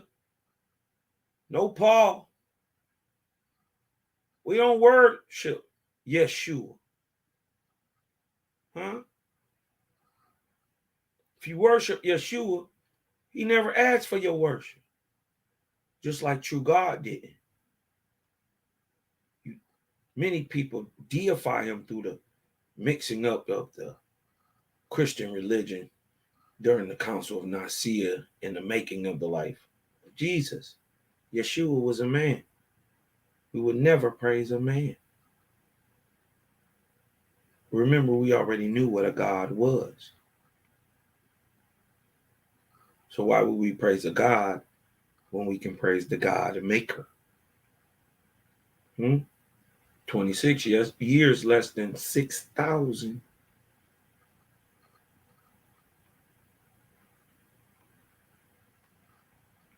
Of people who do not war, who do not kill off weaker nations.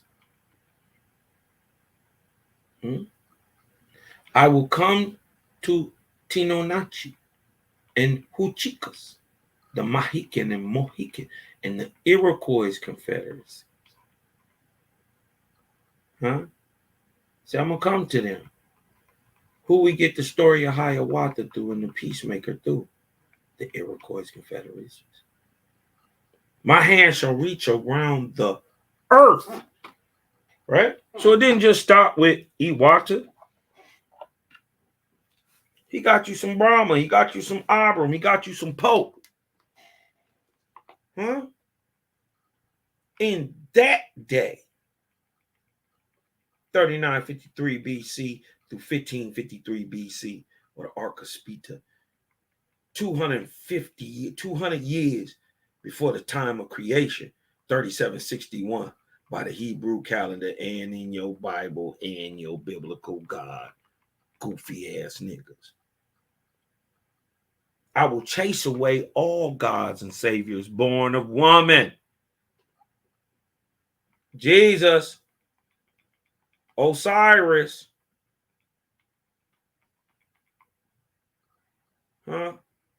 Quetzalcoatl, you out of here.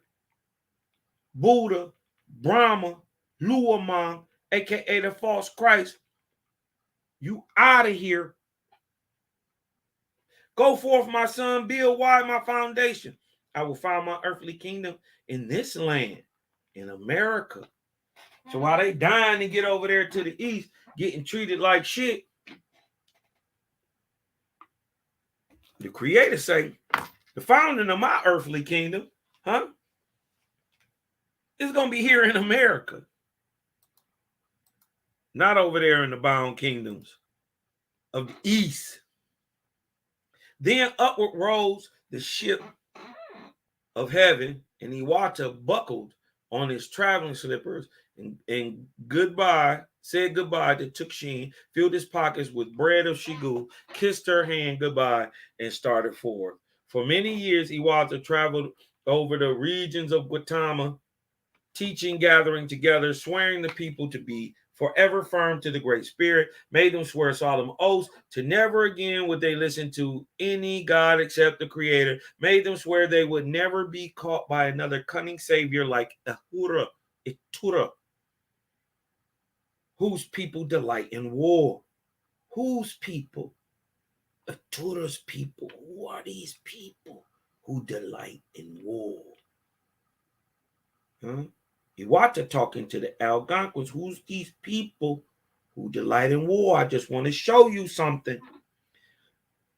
Ewahtah gathered the frightened tribes and Davidites and taught them writings and engravings, taught them the secret name of the Great Spirit, Echoquim, and explained the moon to them and how to keep the seventh-day worship Sabbath. Creator saw the great work of Ewahtah, saw the people gathered together in tens of thousands of places. The Creator spoke to Ewahtah, saying, "You shall found 40 mighty kingdoms, O my son, and every nation shall be an independent nation, a state. But all the nations shall be united into one brotherhood of nations as one mighty people. And that one shall be called Opa Egoquim, signifying one or unity." Right? Check out what Owaspi got to say. The Union of the Indians was first called as stated, but after it became anglicized, because anglicized, that means it came from over here. Anglicized word, it was called Egoquim. So when Egoquim was anglicized, I mean it got angelicized from Europe and Christianity and you know who, it was changed to Algonquin. That is Egoquim. Eventually became Egoquim, which when the Native American said it, when the Aboriginal, remember though, you still the Native. So we don't trip on this stuff. We don't trip on this. We know what it is. The American said it, right? It became Egoquim, which when the Native American said it to the European ear, it sounded like Algonquin. And it was spoken so and written so in the English language, just like it still is today. Okay. For when I come in Cosmon, when I come in Young Cosmonian, let me throw some knockoff up in this thing, man. Let me get a vibe going real quick. You dig what I'm talking about? We're going to get this thing cracking off a little bit. Throw some knockoff in the back of that thing. You dig what I'm talking about? Shout for everybody coming through. Shout for everybody coming through, man. Thank y'all, man. Cosmon gonna always give it to you. You hear me? Signifying one. Build up a model for them, O Ewahtah, for although when they come, they will overthrow your people. Who? They're gonna overthrow your people. Okay, so you're gonna have to, if you telling me that the modern Native American is the Native American in this book, show me when they got overthrown by the European. No, they went right with the European. I got a new idea that they didn't even come from the West. They came from the East. Them niggas is European too. They just got the little bit of what they call Japhethian or Asian cut. They come from the cold regions. They always work with the European. Why? Because they really brothers. They the Vandals. These is your people from them ancient artists, the Vandals and the Goths. These is your people from Western Europe. I'm telling you, cause look, and then they usurped your history. Because they came here long before, hundreds of years before the so-called European we know as today, that they faking and fronting like the white man. There are regions north and even colder, where my Inuit brothers and my Iroquois type brothers come from and dominate to this very day. You dig what I'm talking about? But he said, build up a model for them, O Ewahtah. For although when they come, they're going to overthrow your people on the earth. The angels of your holy ones, not Native Americans, Aboriginal Negro spirits. Aboriginal, but you are the native. This is what I want to get you to understand. It's not the guy on the reservation. It's not the guy living in the teepee. Where did they say we was? 4,000, 7,000 BC in cities.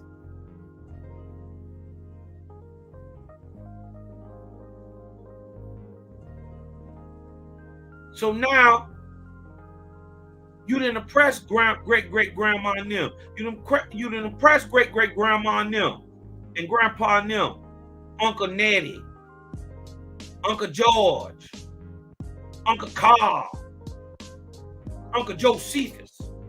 You didn't oppress these niggas. But they didn't die and went on to Creator's heaven. Because really, what could you have taught a slave about humility? What could you have taught a slave about doing for others when your whole life is doing for others? Huh?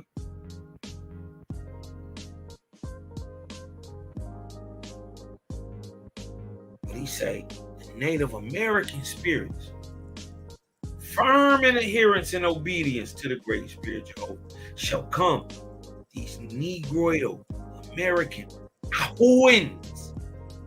That's who come in, the Ahoans.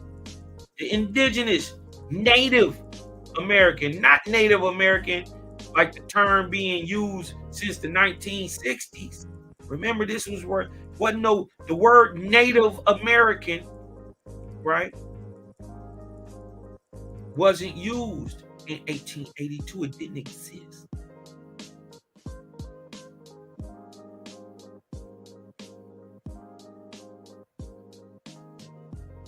This is a new term. Start being Native American, especially being applied to the people on the reservations today since the 1960s. This is new. So who we talking about right here in 1882? If they was long from way over there, huh?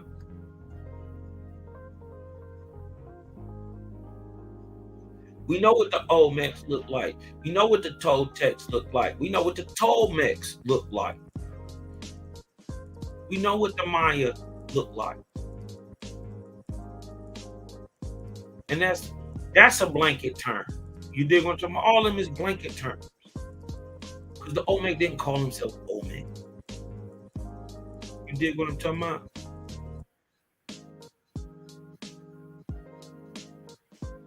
But I guarantee you they were Ahua. And it are these people, the Native American spirits, firm in adherence and obedience to the Great Spirit, shall come and purge them when?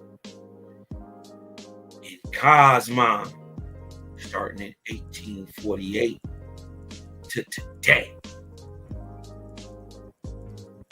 Where are we? What time is it? Anybody know the year? We want Bible. Anybody know the year? Anybody besides Selah? Anybody know the year? The year is 174 of the Cosmine era, or 75,174 years after the creation of man with spiritual ability, or 81,000. Gotta add that 600, that 6,000, or that 6 days of creation, right? Manu Hassaj, right? Or 81,174 years since the creation of Asu. Look at the power and the potency. You dig what I'm talking about? And he say they shall come and purge them of their savior. Who get in this? Listen, I had a dream, astral travel, or whatever you want to call it. It taught me a lot of things. But two things, I got to meet two people in my family who was long dead, who I never knew, never seen pictures of them, didn't know who they were, nothing. Later on, I found out that they're real people. They told me one thing.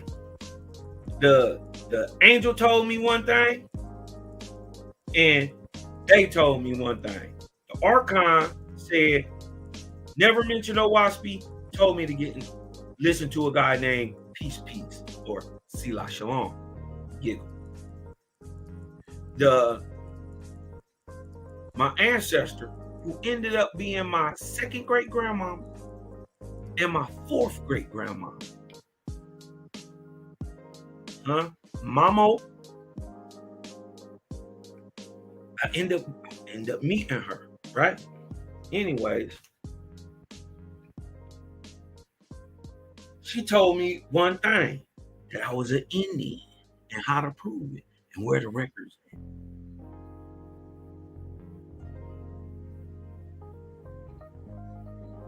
are. I've been going since 2013. Ain't slowed down, ain't gonna slow down. Then Ewahtah made the nations. He what? United them into one mighty people and called them the nations of Opa Ekoquim. And they planted the country over with cornfield. Peace. Right?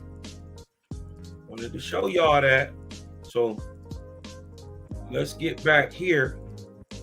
I'm going to share my screen again with you.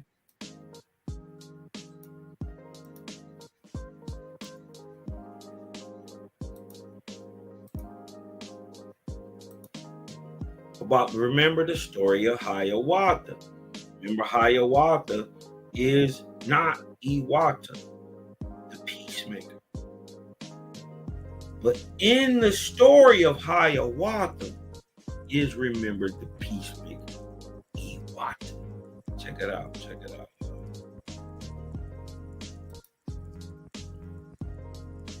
We ain't here, like we say, we here to balance all balance, check all check. You dig what I'm talking about? I ain't here to tell you what you already know or what you believe. As a matter of fact, who cares what you believe if it ain't truth?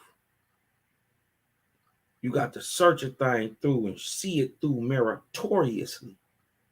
That is the way of God's. Let's check this out. The great law of what? Peace.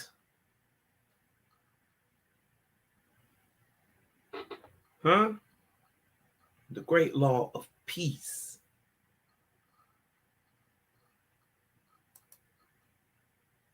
Okay. Let's get into it. Story of Hiawatha. Law of peace. North American soil, 5 nations came together and formed a confederacy. They were guided by the will of the people, and they created a constitution with 117 articles that guaranteed the rights of the people and the responsibilities of their leaders. That constitution, the great law of peace, still guides those people to this day. So who are they? Well, those Europeans we mentioned would call them Iroquois, but that's not really their name.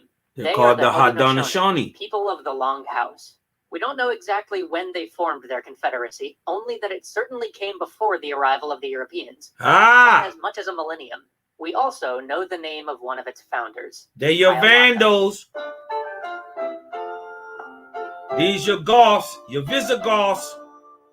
When Big Huge Games told us that they planned to add Hiawatha as a great leader in their game dominations, we got pretty excited.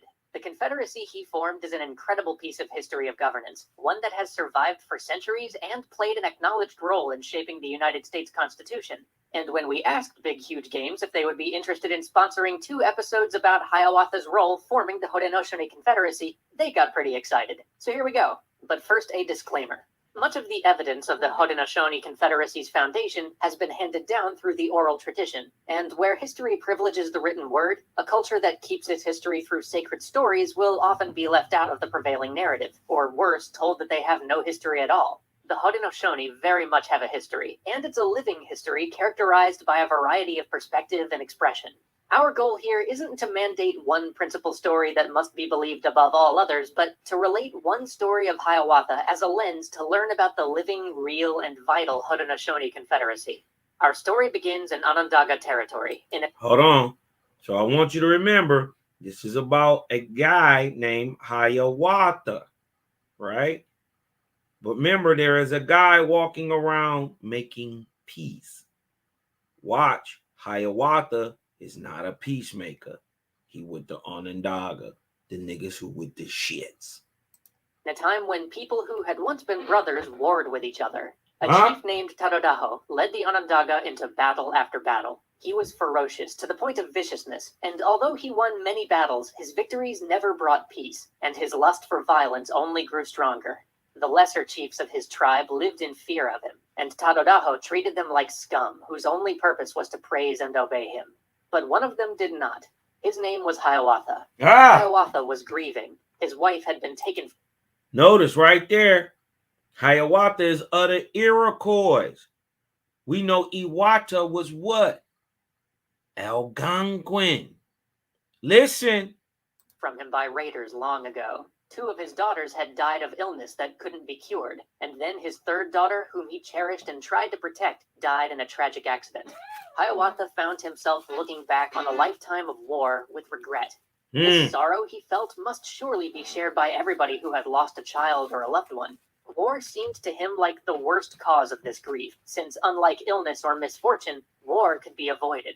At least he believed it could be. He called a council of all the Onondaga chiefs, including Tadodaho, to propose a peace. According to stories he'd heard, their brother tribe, the Mohawk, had embraced a peaceful way of life and were no longer waging war on anyone. Hiawatha said, if we unite with them, we can protect each other. We'll have no more need of war. Tadodaho hated that idea. War was his identity. It was the foundation of his power. Everyone who looked up to him did so because they feared his strength. He told Hiawatha that if he liked this Mohawk peace so much, maybe he should go live with them. And the remaining chiefs, cowed by Tadodaho, didn't disagree. So Hiawatha left. He traveled to the current home of the Mohawks and sought the man he'd heard stories about, the man who had convinced them to give up their warring ways and embrace peace. His grandmother had given him a different name, but now everybody called him the Peacemaker. Hiawatha waited patiently out. So the Peacemaker and Hiawatha are 2 different people. Listen, I'm going to go ahead. So just so now you got it. You see why I say what I say? Because I know what I know. I don't believe. I live to my highest light. Outside the walls of the Mohawk village where the Peacemaker lived, until the Peacemaker came to him. When they met, Hiawatha gave him a string of shining purple and white beads called wampum. The white ones represented peace, he said, and the dark ones represented war. So he had created a string with white beads on either side of the dark beads to show his desire for peace to overcome war. The Peacemaker had never before seen wampum used to convey a message, and he liked this stranger immediately. The Peacemaker welcomed Hiawatha into his longhouse. When he heard what Hiawatha had proposed among the Onondaga, his face lit up. But as they talked, it became clear that he didn't want just the Onondaga and the Mohawk to be allies. He believed all people could live together in peace, as the Creator intended. Of course, he and Hiawatha agreed that the easiest place to start would be with the 5 nations who already shared similar languages. the Onondaga, the Mohawk, the Oneida, the Cayuga, and the Seneca. Going back to Tadodaho would be pointless. Hiawatha knew. He would never listen, because he never listened to anything but power. They needed allies. They would need to recruit the other nations first. But how? The other nations didn't know him. They wouldn't listen to him. They needed somebody who could reach out to the chiefs of every nation. They needed someone whom the warriors wouldn't attack on sight. They needed Jigonsase. She had become something of a legend among the warriors. Her longhouse stood at a crossroads, and many warriors sought refuge with her on their marches. She was a Seneca woman, but she allowed anyone to stay in her longhouse as long as they agreed to keep her peace. Often, when warriors of different nations came to her on the same day, she would feed them dinner from the same soup bowl. Tradition dictated that anybody who shared food became kin, and they were forbidden to fight each other. Thus, in her own way, Jigonsase had been forging small alliances across the 5 nations for years. They visited Jigonsase at her longhouse, and the peacemaker explained that he wanted to build one just like it, one that brought together all 5 nations under one great law of peace. Women like her would be the backbone of this new peace, because women were keepers of the earth and the leaders of the clans. Clan mothers would be empowered to choose the chiefs, to remove them if they failed in their responsibilities, to call councils, and to review new laws. He asked Jigonsase to be his messenger to the women's councils in all the nations, and to bring his message of righteousness, health, and power. And she replied, "That is indeed a good message. I take hold of it. I embrace it." Together, she and Hiawatha journeyed to the nearby tribe of the Oneida as envoys of the peacemaker's message. The Oneida were the little brothers of the Mohawk, so they were more inclined than anyone else to accept the peace which the Mohawk now embraced. Those who knew Jigonsase trusted her, and welcomed her and Hiawatha among them as speakers who relayed the peacemaker's message. Okay, so now notice. This is why I say what I say. Notice Hiawatha. The peacemaker and Hiawatha are 2 different people. You dig what I'm talking about? Hiawatha actually wars when Ewahtah preaches against war and killing.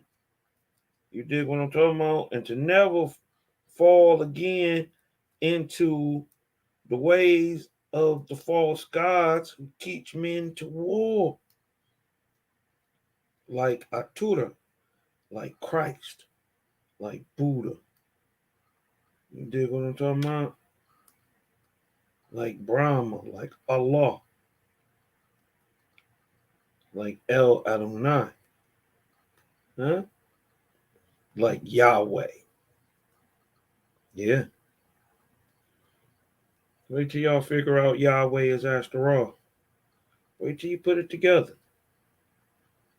Who sent the Israelites to the 4 winds? Yahweh. Huh? Now again, I ask the faithless, who sent the Israelites to the 4 winds? Ashtaroth. Yahweh is Ashterah. Huh?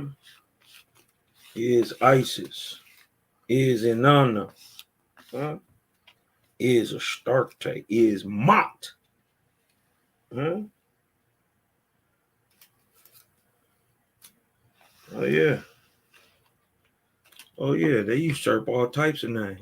But notice, Hiawatha and Onondaga are taking the peace messenger's message.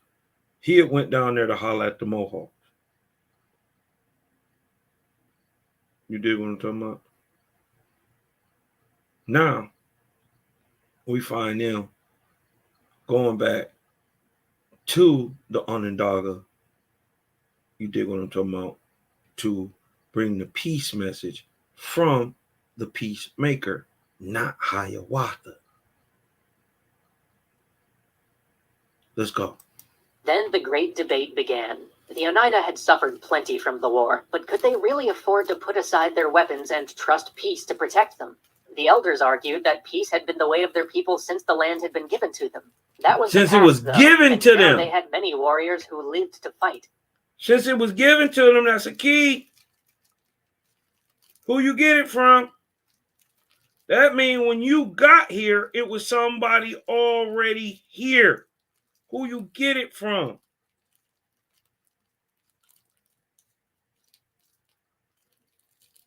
Hmm?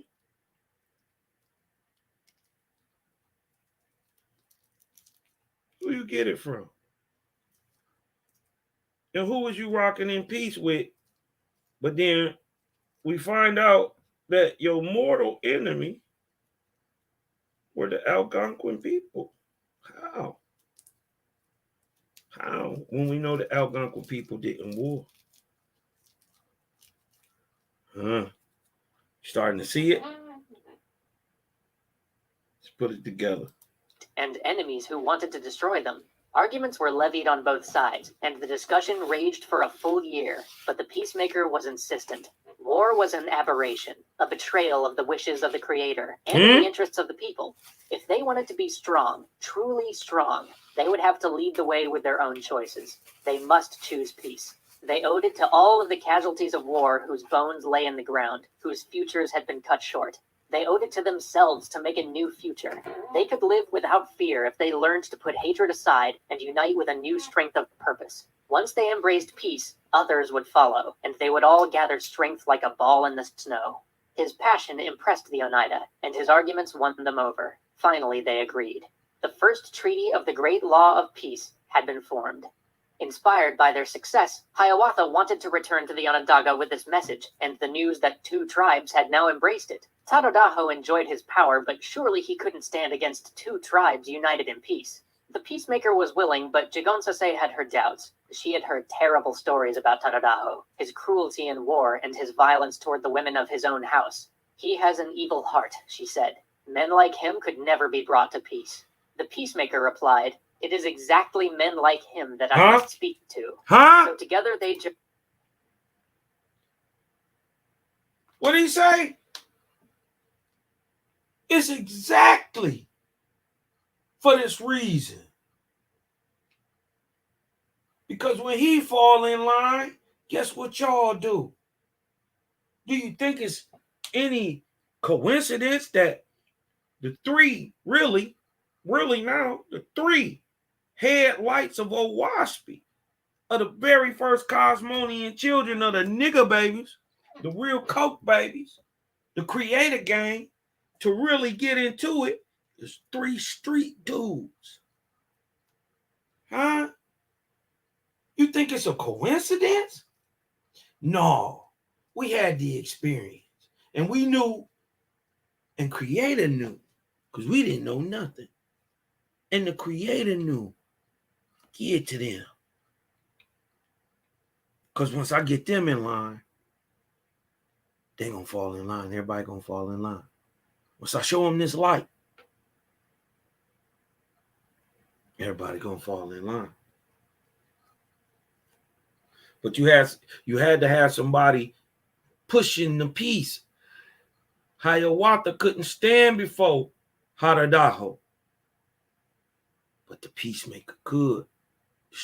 The street nigga, the tough nigga, the big nigga could.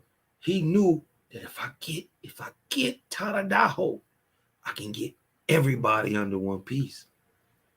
Watch how he play on it. Watch this. Journeyed back to the Onondaga, where Hiawatha called together a council. Tadadaho sat across from the peacemaker and did not listen. Once again, he told them that he had no interest in peace, and he wouldn't tolerate any further negotiations. If the Mohawk and the Oneida wanted to embrace this great law of peace, fine for them. That just meant they would leave him alone, so he had fewer enemies to defeat, and he had every intention of continuing to make war on his enemies. Hiawatha left this council in low spirits, but the peacemaker's hopes remained bright. He told Hiawatha to keep thinking about how to bring Tadadaho around to the idea of peace. So, this is the sister Donadawe, excuse me, Donagigwa. This guy in the middle, the peacemaker, right? This is Hiawatha. It is in the story of Hiawatha through the Iroquois. Remember today. Remember he said he was going to come to the Iroquois Confederacy. He said them purposely. And it is through them we find remnants, remembrances, of the great peacemaker himself, the great prophet of America, Ewahtah, still showing the line of light directly from the Most High, descending down all over the world from the very first light, the all pure himself, Zarathustra. So this is the remembrance of the great prophet of America through the Iroquoian doctrines and confederacies and historical oratory. Let's go. And in the meantime, the three of them would set out for the lands of the next tribe on their list, the Cayuga. Just as the Oneida were the little brothers of the Mohawk, the Cayuga were the little brothers of the Onondaga. They had suffered greatly from Tadadaho, who treated them poorly but demanded that they fight in his wars. They could never refuse for fear that Tadadaho would turn his much larger force against them. To them, an alliance with the Mohawk and the Oneida sounded like the perfect way forward. The chiefs readily agreed and joined the great law of peace. Now they had taken an ally from under Tadadaho's control. They had diminished him. Perhaps they could remove him from power entirely, but that wasn't what the peacemaker wanted. He needed the people to unite, to choose peace, and to come together like a family. In a family, no one was beyond saving. Luckily, Hiawatha now had a plan. Join us next week as the peacemaker and his speakers return to confront Tadadaho and bring the last of the 5 nations together under the great law of peace. Hold on. We're going to get to part 2. We're going to get to part 2.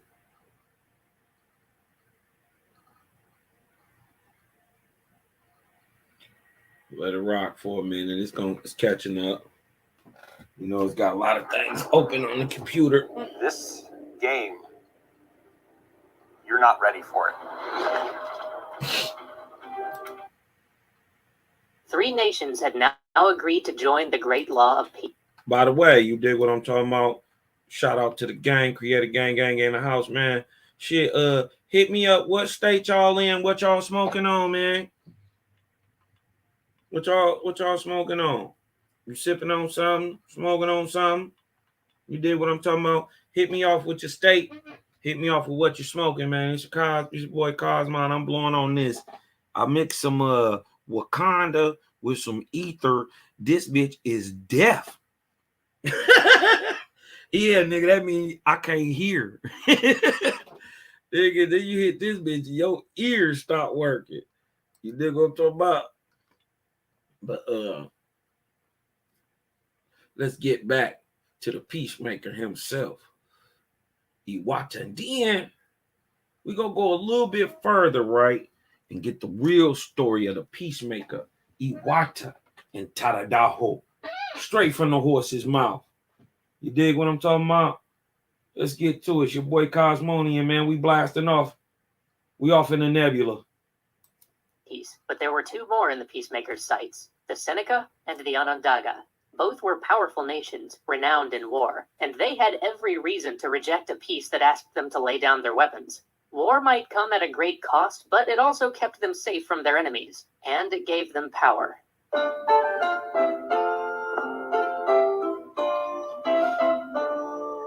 The Seneca had more warriors than any other nation, including the Onondaga. They had battled Tadadaho. Also, another thing, I hate to keep stopping this, y'all, but also another thing I want y'all to realize, even though the Iroquois Confederacy stopped fighting with each other, they go on to mash on the Huron tribes or Siouan tribes or Algonquin speaking tribes of the Great Lakes, shit, all the way down to Kansas, all the way out to the Dakotas, Minnesota and Dakotas and all that. They was not playing. All through Canada, it was get down to lay down if you wasn't with the Iroquois Confederacy, because now they got everybody. So yeah, they stopped warring, right, against each other, but not against everybody else. See the trick? Many times, repeatedly checking his ambition with their own. But he was far from their only enemy. They fought many wars outside the 5 nations which the Peacemaker sought to unite, and to support those wars, they frequently raided their neighbors. Many of the envoys who now followed the Peacemaker had suffered or lost loved ones in Seneca raids. Hiawatha and the Peacemaker came braced for an argument, but they were greeted warmly. The Seneca had already heard of the peace treaty. Jigonsase, who was Seneca herself, had sent her own messengers explaining the principles of righteousness, health, and power that had convinced her to join the Peacemaker. Aside from 2 chiefs who lived to the far west, the Seneca were ready to accept the treaty. But those 2 chiefs had the most warriors, and the most reason for not accepting the treaty. They lived on the border. A peace treaty among the 5 nations would protect the chiefs in the interior, but not them. If outsiders came to threaten the Confederacy, they would be the first to fall. The Peacemaker called together all the envoys to discuss what they should do. None of them had participated in a council like this before, so at first it was chaos. Everybody talked over everybody else, and when nobody could be heard, they all grew angry. Egos swelled, and they began to hurl insults at each other. They swore that they could never work together, and threatened to return home, call up their warriors, and take to the warpath again. The Peacemaker refused to let his life's mission be torn apart in an afternoon. He sat the envoys down around the longhouse fire and declared that they must behave like brothers. The Mohawk and the Seneca were the elder brothers, who sat on one side of the fire and considered new proposals first. If they approved, the issue would then pass to the younger brothers, the Cayuga and the Oneida, who sat on the other side of the fire. And when they took turns like this, everyone's voice would be heard. In short, he established a bicameral legislature.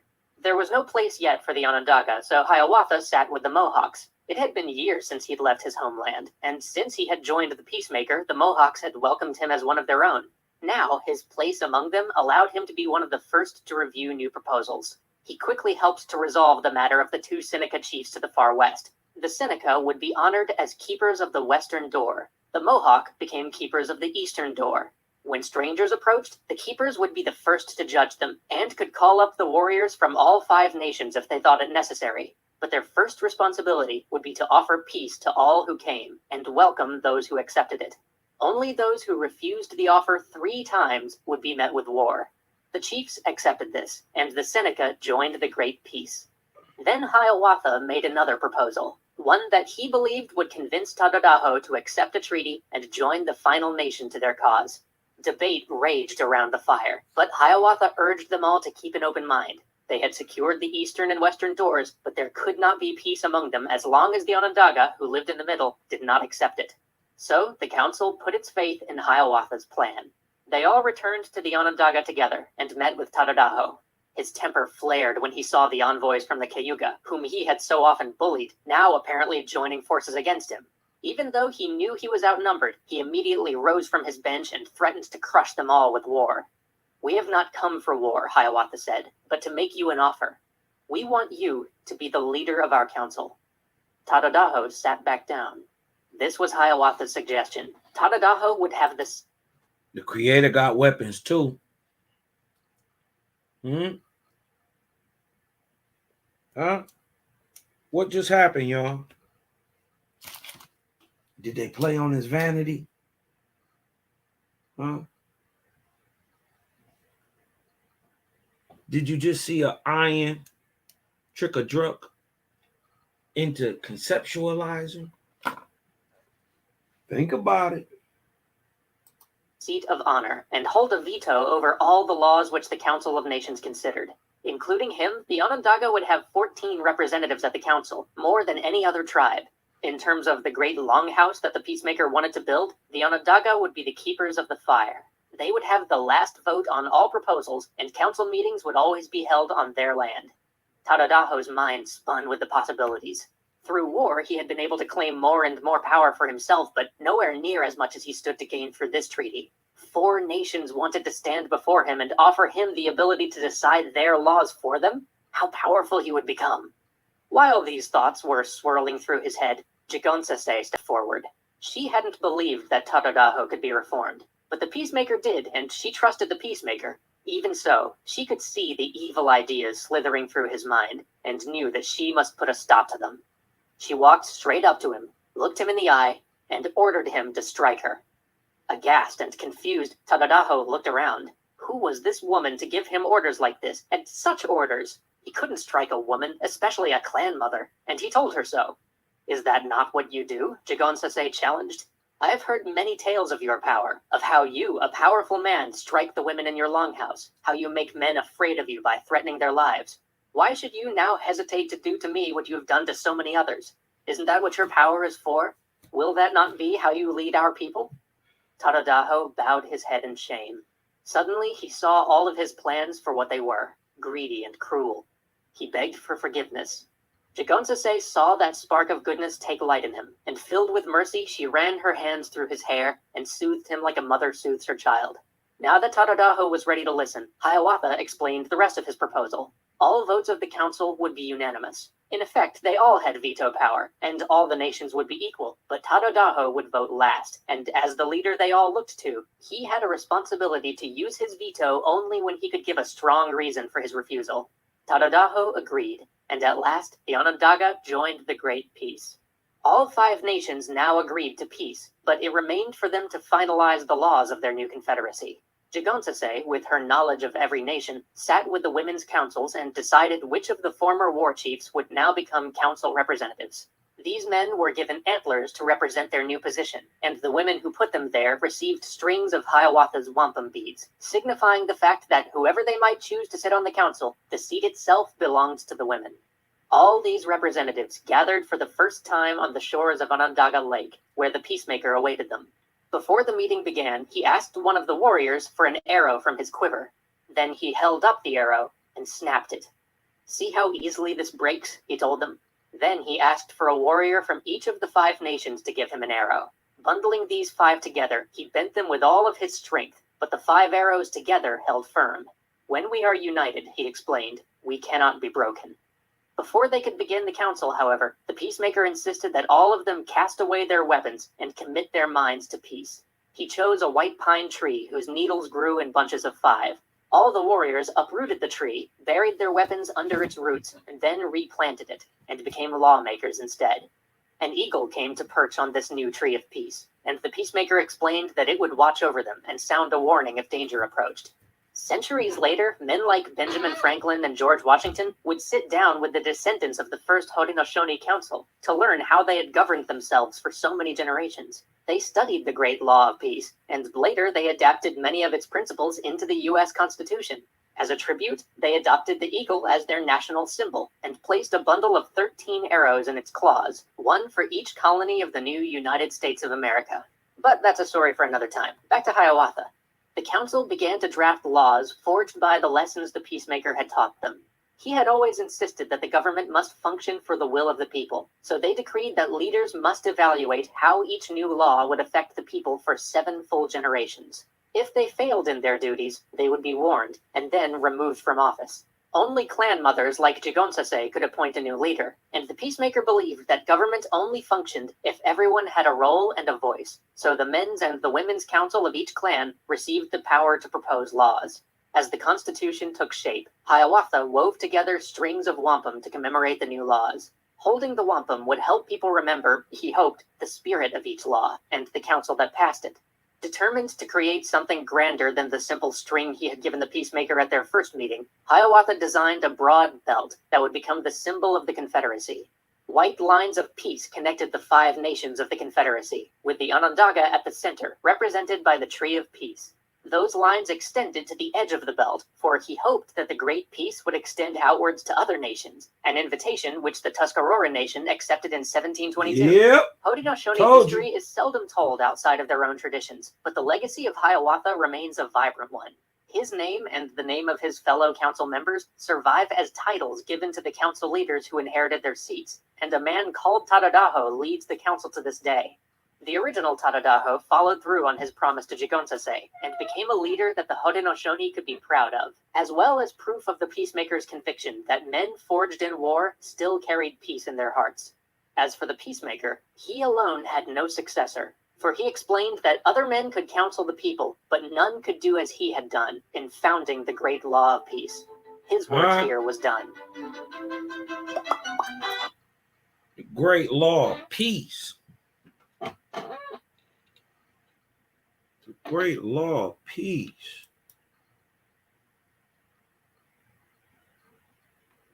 There's another verse I want to share with y'all too, because it gives prophecy about America. If I'm not mistaken, let me look at this real quick. Hold on.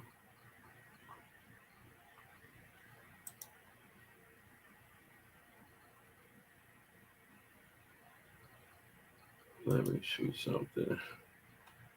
Yeah, I think it's the book of Ezra. Or it might be the book of Es, but I think it's the book of Ezra.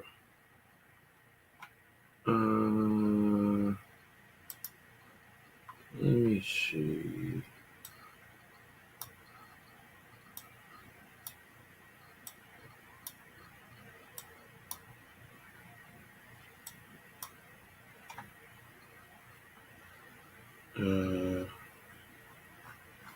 I think it's the end of the book of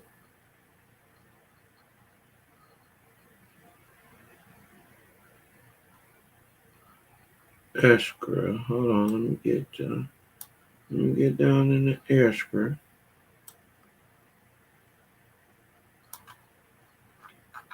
I think it's in the. I could be remembering wrong, but I want to say it's in the.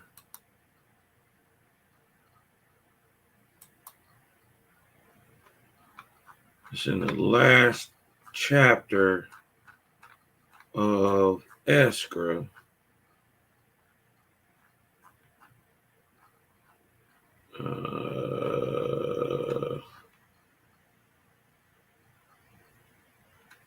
Let me see.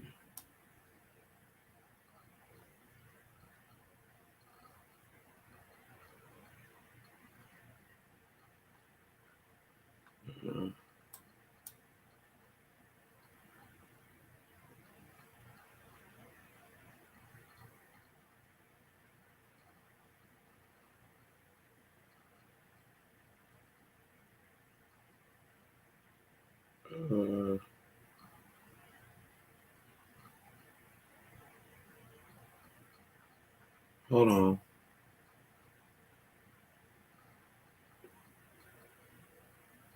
It's the book of S. I didn't think it was the book of S.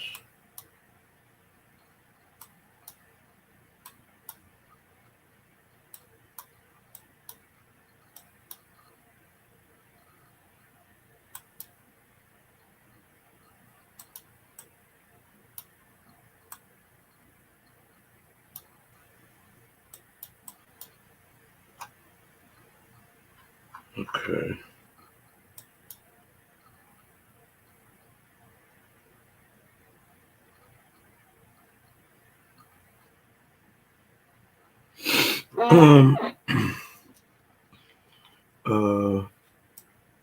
Let me read this. Let me look at. Hold on 1 second.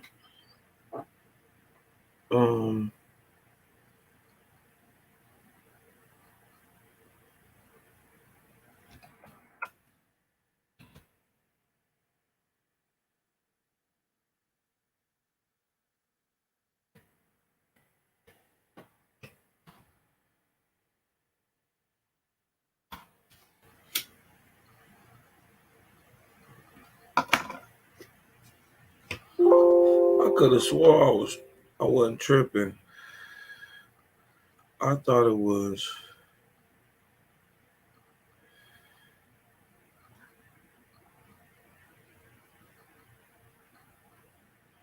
Okay. It's a prophecy given to Ewahtah about the people in America.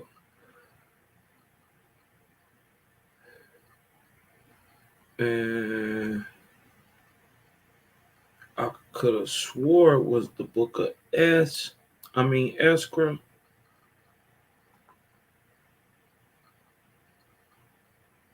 Or could it be the Arcabon?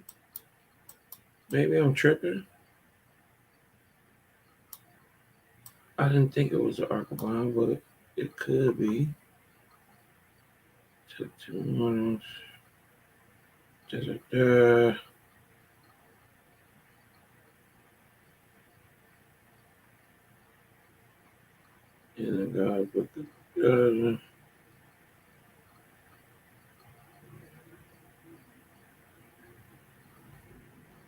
Okay. Let me see if I can. Anybody know? Play that.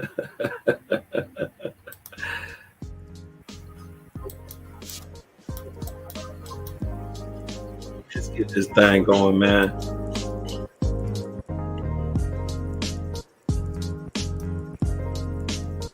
Looking for this little handiwork.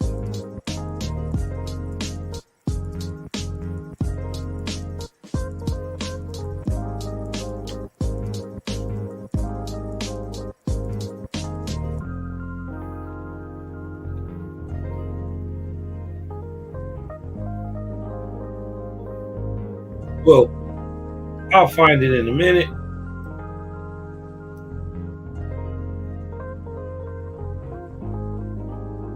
Where prophecy is given to Ewahtah about this time, what's going on with the people. They're going to talk about people are enslaved, and this prophecy comes at the end of Esdra, or from roughly 1448 AD to 1848 AD, or the beginning of the Cosmic era. You know what I mean? But also, while I'm looking for that, I want to hear y'all hear it from the OGs, Haudenosaunee themselves. You dig what I'm talking about?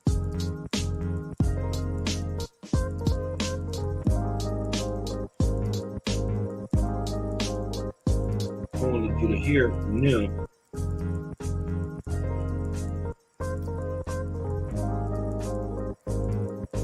So you can hear how they tell their own story. You dig what I'm talking about? Let's get to it. Iroquoian leader. Be careful. In the story of... Oh, shout out to Digital Wampum, man. Tree TV and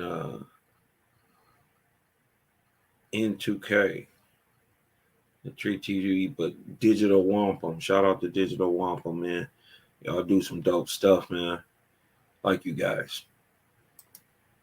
The Peacemaker. Time is something that nobody is sure about exactly. How long did it take for him to gather 5 warring nations who are not only warring between themselves, they're warring internally and internally into the family. It was a very, very bad time. When I looked at Kosovo recently, I thought the time must have been similar to that, where the hatred was so embedded that there was no logic whatsoever. It had its own energy, didn't need logic anymore. How it started, probably no one even remember. But it was fierce. And I was thinking it must be like that time among our own people. And so when the Peacemaker finally gathered all the 5 nations at the shores of Onondaga Lake, which is upstate central New York right now. That's an ancient place with a great event occurring there on those shores. When he gathered those leaders together and sent them in to find their clans, and he laid out the process. He gave everything to us. Just gave it complete. We didn't evolve it. It was just given. He says, and here's the process, and here's how you will do this. And so he said, I'm going to plant a great tree of peace here.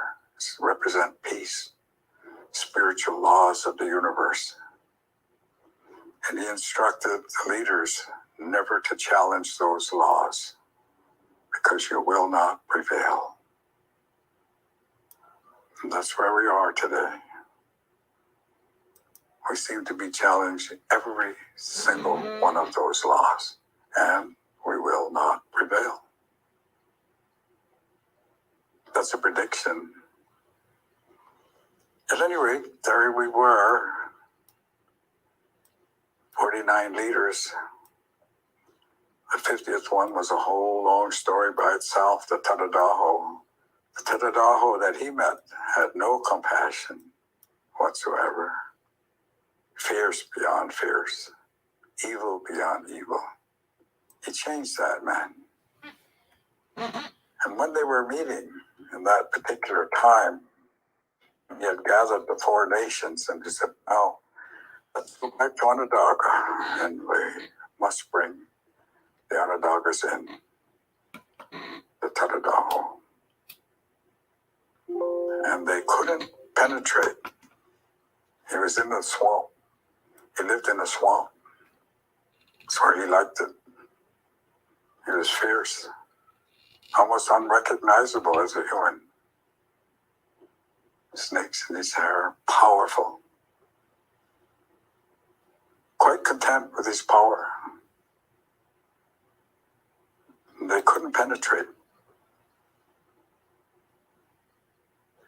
When the peacemaker first landed with the Mohawks, landed on the Mohawk shore, and he was instructed to spend the night at a lodge not far from where he was. And so he spent that first night at that lodge, and at that lodge, there was a woman. She's from the Erie, what we call a cat nation. Her name was Chikunsasa. And she said, my lodge is open to all men, to anyone traveling on this path. I have one rule. Leave your weapons of war outside the door and don't bring that discussion inside, but rest yourself. Have something to eat. Sleep. And so when he told her his mission, she said, I believe in that mission. That's a beautiful mission. I will help whatever I can do. She says, what I see here every day, these men coming back from the work that they do. And so at this time, when he was stymied by the power of Tadadaho, he said, send for this woman. Maybe she can help. And so they sent for her. And in those days, you had to walk. Unless there was a river for a canoe, you walk. And so she got there, and they asked her. They said, do you think you have anything that we can use? Do you know of anything? She says, yes. Strange enough that you asked, she said, but I've been hearing this song. These birds brought long ago. So I've been hearing it in my head again and again and again. And so she taught those leaders the song. And when they started to sing the song and they moved towards the swamp, that song pulled Tadadaho out against his will. He was struggling not to be pulled out, but it was a powerful song. They were all singing it in a united voice. And he came out slow, so they were able to have a discourse. They were able to discuss. And they said, we need you to be here. He said, well, why should I? I have all that I need.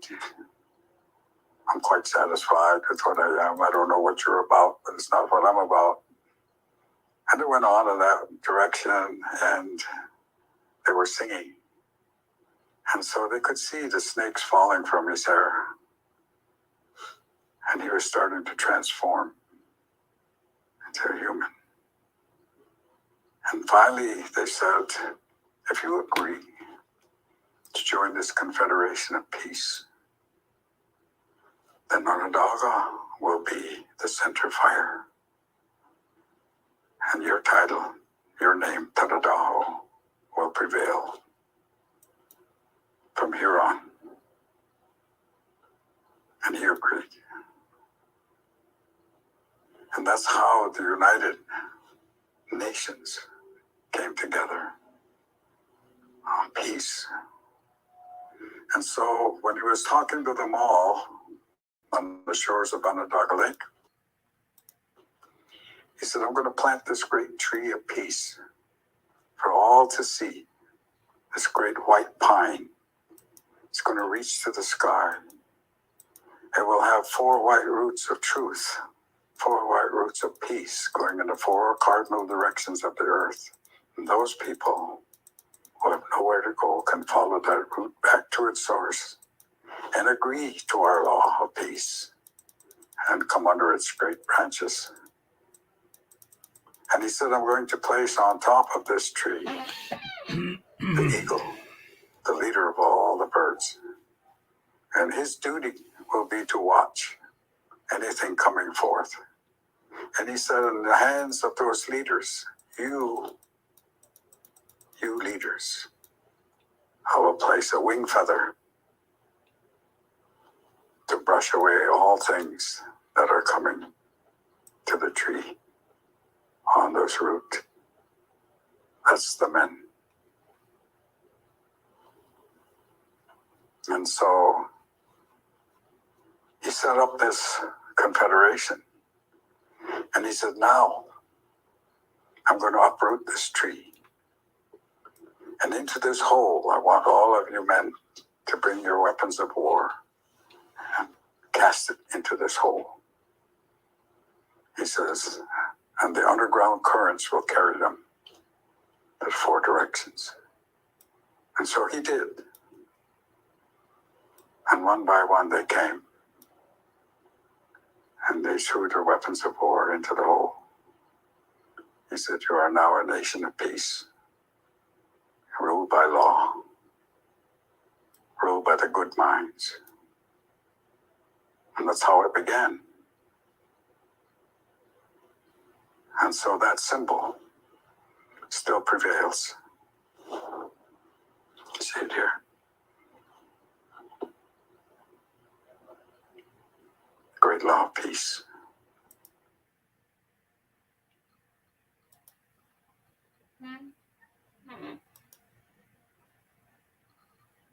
Dope.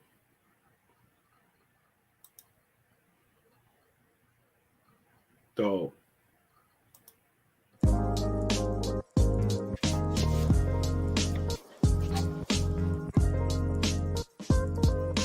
That line of light.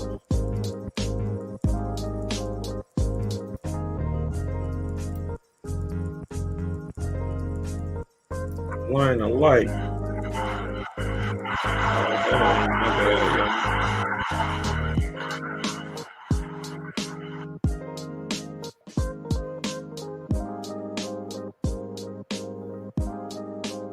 That line of light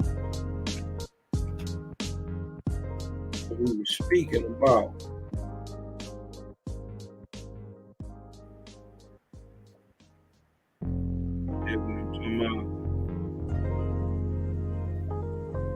From my brother starting it off this morning. It was hot as hell. I was in the garden. My brother started it off. And got it cracking early this morning. I was in the garden, and came with Zarathustra out the Nazarene Essene literature. And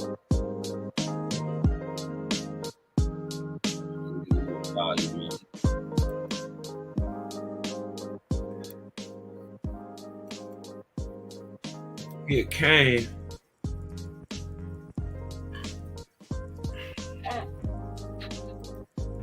with a message, man. And he was showing overall the oneness of the Creator. How the Creator don't move sloppy. You dig what I'm talking about?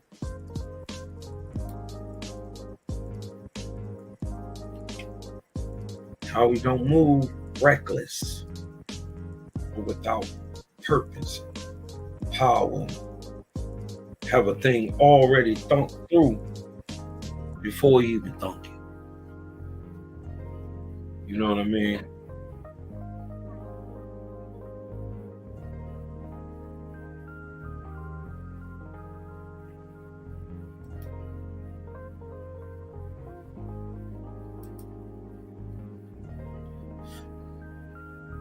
Just like right here.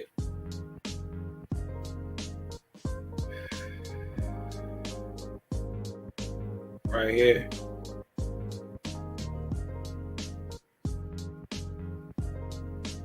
In the 43rd chapter of Esther.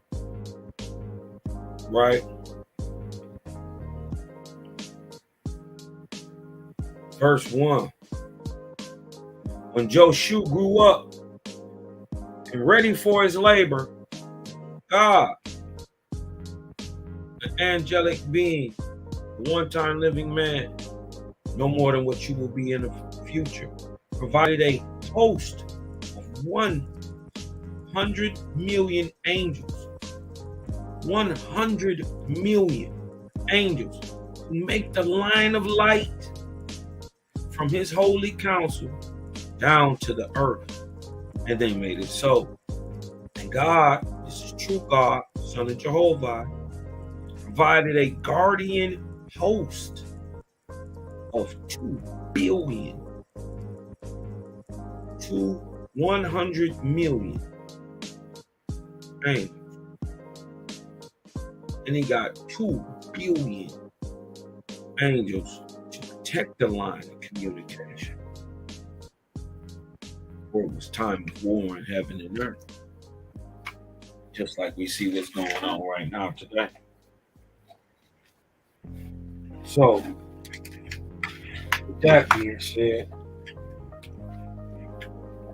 we just showing the line of light being completed and protected, revealing Creator is one all over the world. I might as well go ahead and break Chinese down. He got probably the dopest story. You know why? Besides Frigopity and Hoab, Chinese story is out of control. His whole how Chinese came in the game is ill, but how he went out the game is even iller. And we've been up here, man, almost 3.5 hours, man. Chopping it up, getting it in, create a gang. You dig what I'm talking about? Showing that line of light. From the King Malachi Maccabee down to God himself, Selah Shalom.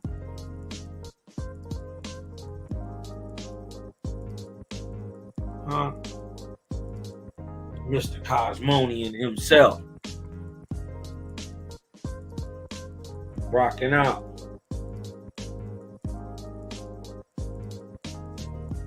We like the triune gods, but in the ways of the Creator. Brand new.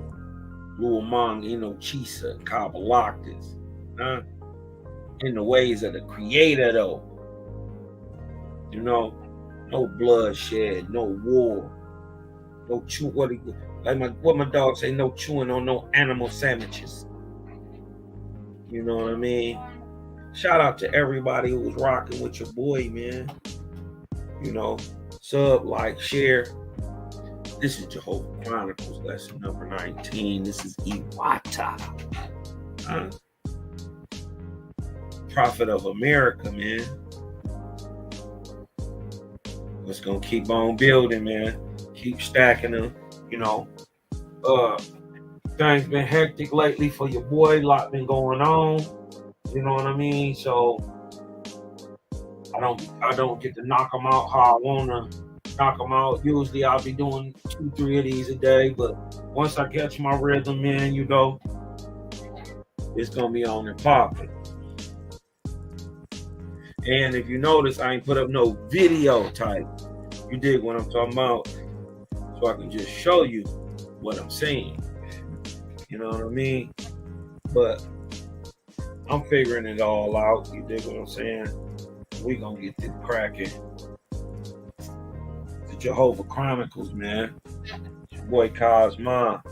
In the words of Jehovah and his angelic ambassadors. Yeah. 174th year of the Cosmos era. It's gone.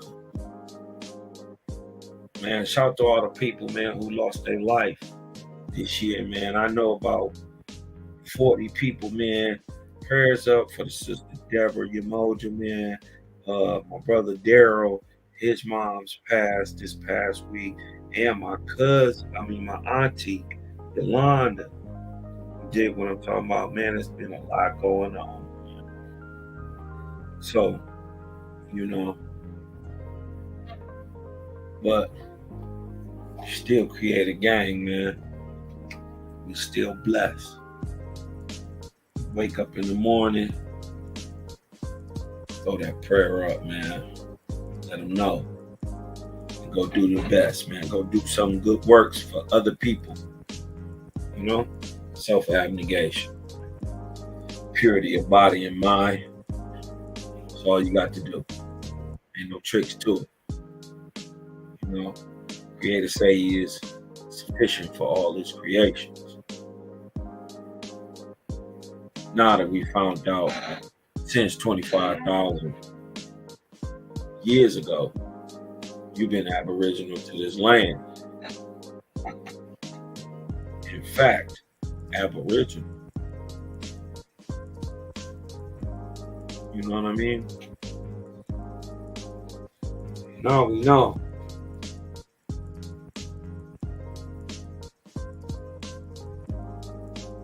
We know about the prophet of America. Great prophet of America. My Ahu and brother. There'll never be another Ewahtah. You dig what I'm talking about? Think with that. We're gonna let the beast bang for a minute, man. Catch a vibe on this boom bap. Shout out to Bugsy on the beach.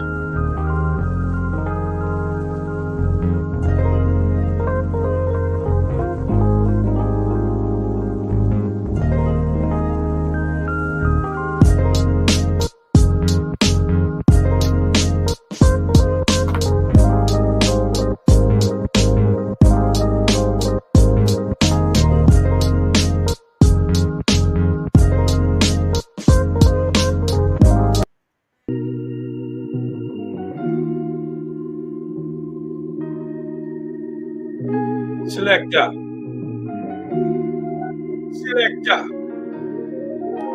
Rodney B.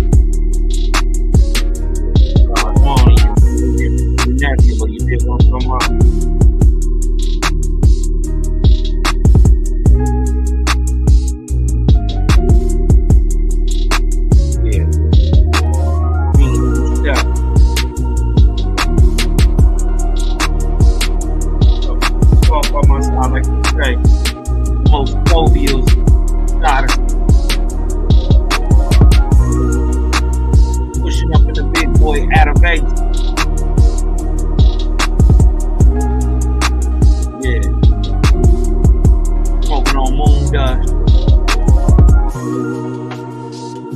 Smelling like Aja.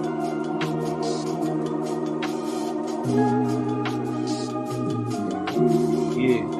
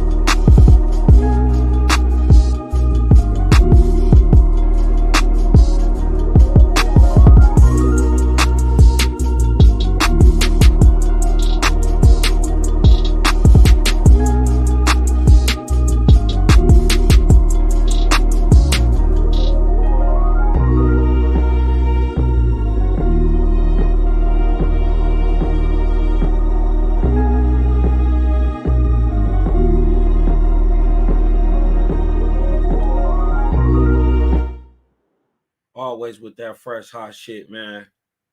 This is Jehovah Chronicles 19. It's your boy Cosma, man. Breathe in.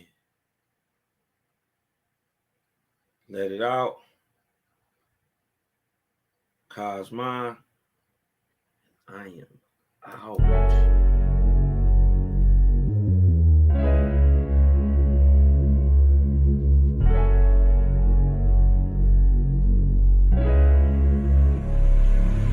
And oh yeah, put that Super 7 in the air. Tell me how you feeling when you're feeling up there. When you in the sky breathing rarefied air. When you're breathing rarefied air, oh yeah. Put that Super 7 in the air. Tell me how you feeling when you feel it up there. When you in the sky breathing rarefied air.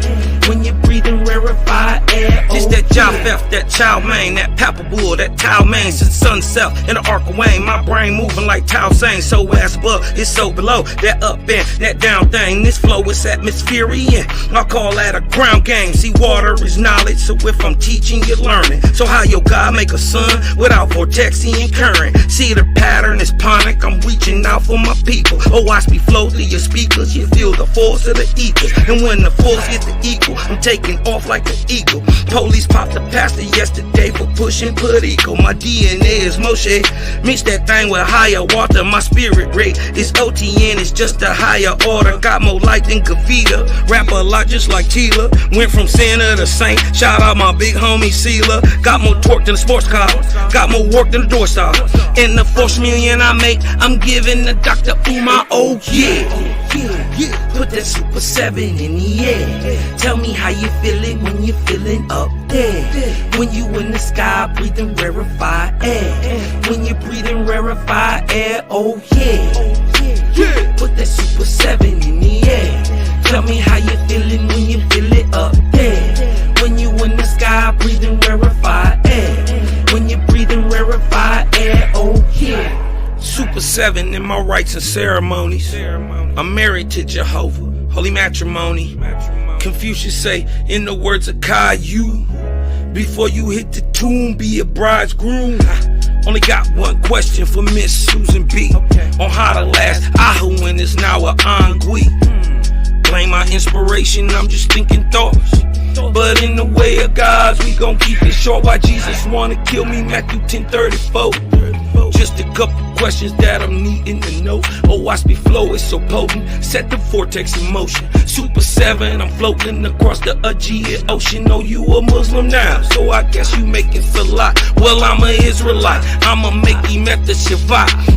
Got Moses on the bumper, super slap off in my spaceship photosphere. So I stay lit, peace and light to the faith is so yeah.